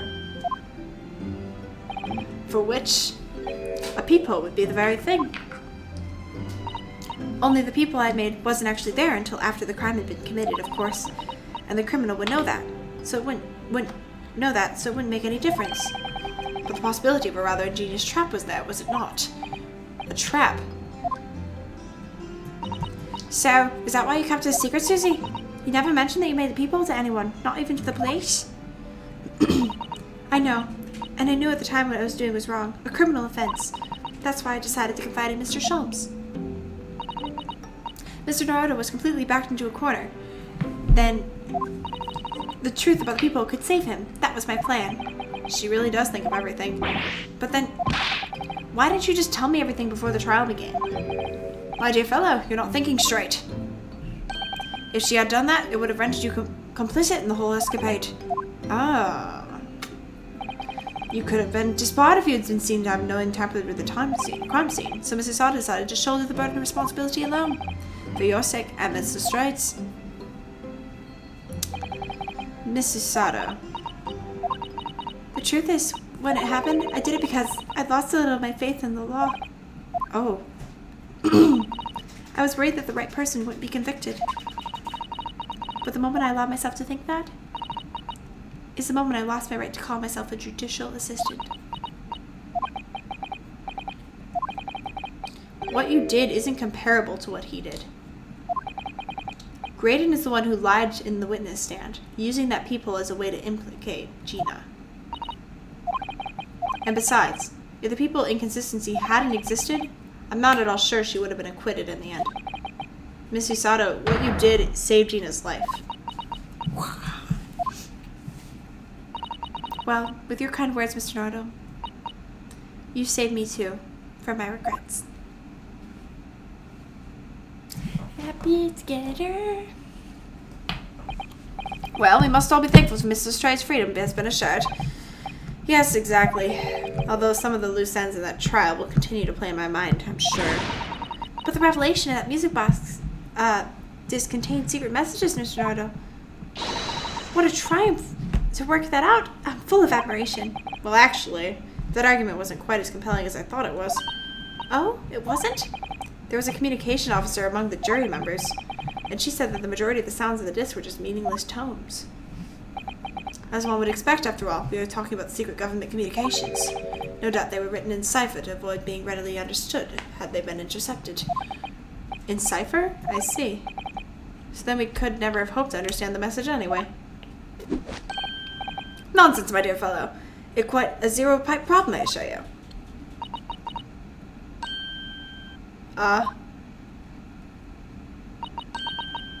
So... Asagi?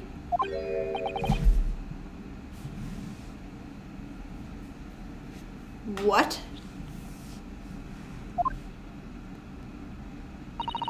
Well, that can't be a real word, can it? How funny.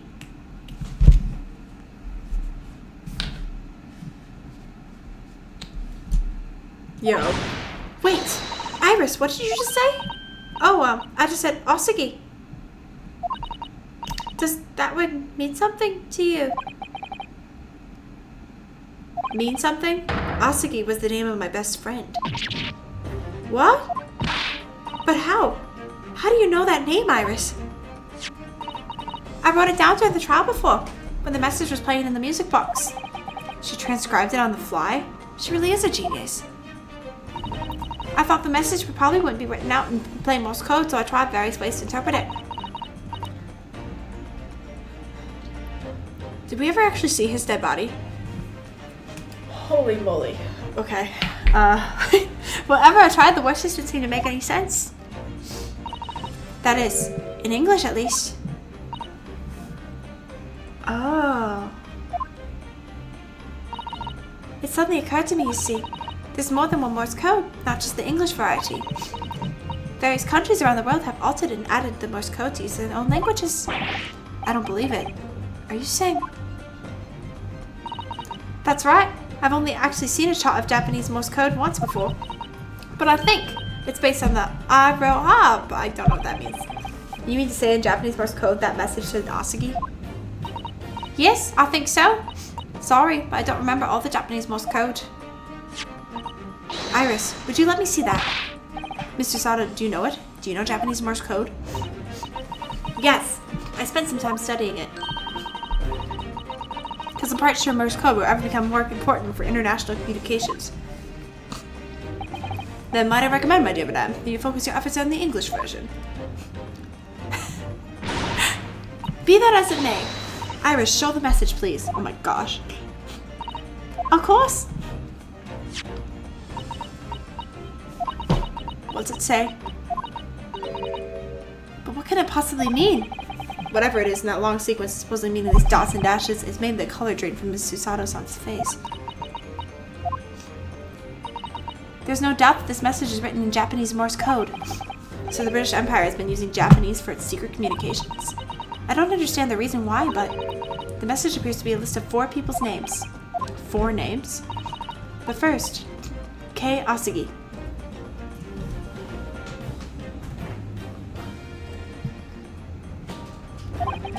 Katsuma Asagi. Why? Why was his name written down? The second, A. Shin. Shin? I don't recognize that name. The third is T. Gergson. Gregson? Ah, it would seem Tobias Gregson is the third name on the list. What's his name doing in the secret government communication? And the last name? It's gonna be her dad? Like, not her dad, but like, what's-her-face's dad? What's the matter, Mrs. Sato? It's just so strange. So unexpected. Oh, what is it, Susie? Last name is J. Wilson. I called it! Okay, but that's not any more strange than Asagi's name being in there. What is going on? What? Wilson? John H. Wilson? You mean Daddy? It says only J. Wilson, so I'm afraid I can't be sure. Then, after the 4 names, it reads, if I translate from Japanese, that is all 4. And that's the end of the message, or rather, the end of what you noted down, Iris. I just can't believe it. Who would have ever thought those discs contained Japanese Morse code? Not to mention a strange list from some disturbingly familiar names. It would appear that this particular message is a communication of some kind between Great Britain and the Empire of Japan. So Daddy could be in Japan then? Someone tell this girl that her dad is dead. Where Susie and Rudo came from? Oh, well, you need to tell her. No, it's not very likely, is it? I mean, there are thousands of people with the surname Wilson, and there must be lots of J's among them. Professor John Wilson. Bro, he's dead, and she should know. We can't tell. She deserves to know, guys. This is so strange. Somehow, in solving the case of Mr. Windybeck's murder today, I feel like I've rolled back a boulder at the mouth of a very dark cave. I do wonder if perhaps it's a dark cave that we shouldn't go wandering inside. But Oski cuts me. Oh. Well? Oh dear, the ship is going to set sail soon. Yes, it seems so. I'll sail on that steamship first to the port of Dunkirk in France. Then I'll change into a larger passenger vessel bound for Japan. You're really going then, Susie? We wish you a safe passage, Miss Usato. Thank you so much. I wish you all the very best. Miss Usato, I'd hoped to have you always by my side to guide me and support me. Mr. Norado, please come back soon. As far as I'm concerned, you really are the very best judicial assistant in the world. Especially because I don't have my Asugi Katsune.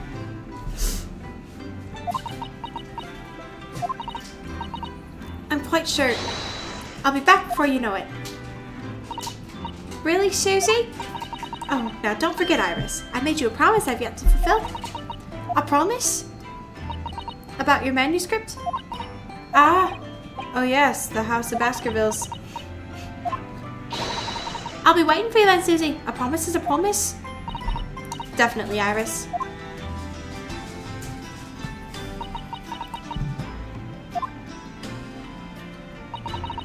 Mr. Naruto. Yes? Do you remember the first time we met? Yeah, of course.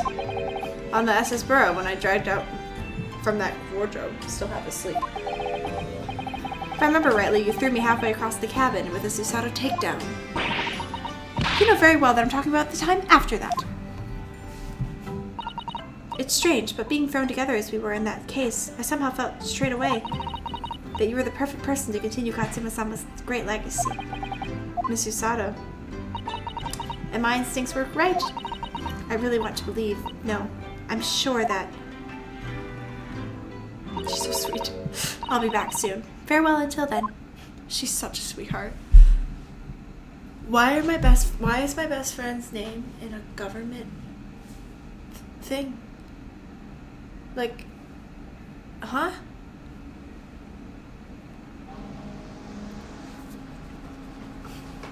Somehow we seem to have come to the end of the adventures of Ryunosuke Naruhodo.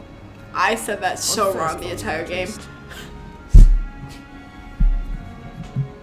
Looking back now, it feels as though fate has led me on this journey.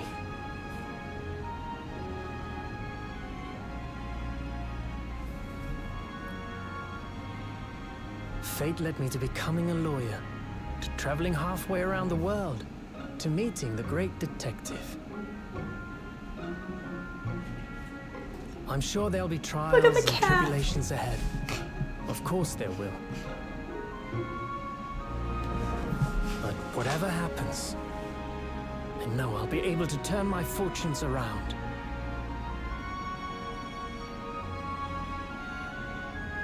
He's a character. After all, I have the greatest friends in the world on my side. What about your dead friend that apparently is being, like, talked about in the government for some reason?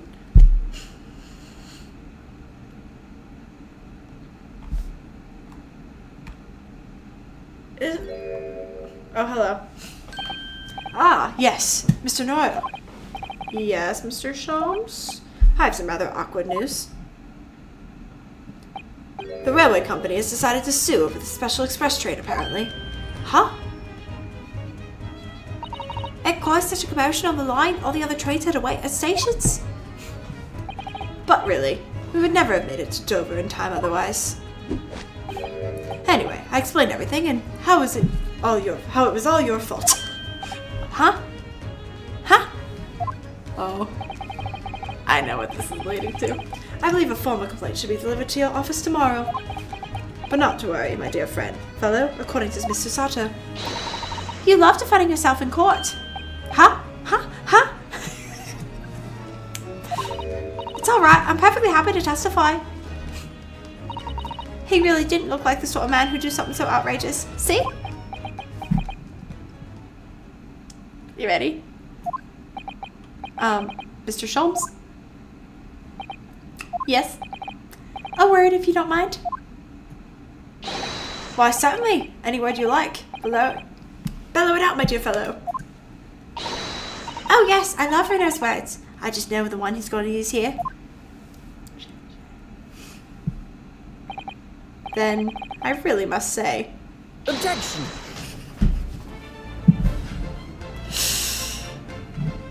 That was really good. Oh my gosh. I heard the second game is like apparently better than the first. I don't know if that's true, but I'm excited.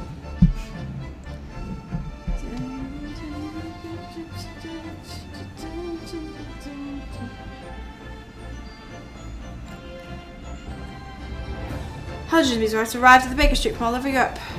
Something was afoot, though I'd ordered them all myself. And the money I've earned. Consulting detective work pays a pittance by comparison. I can't get used to it without the hat on.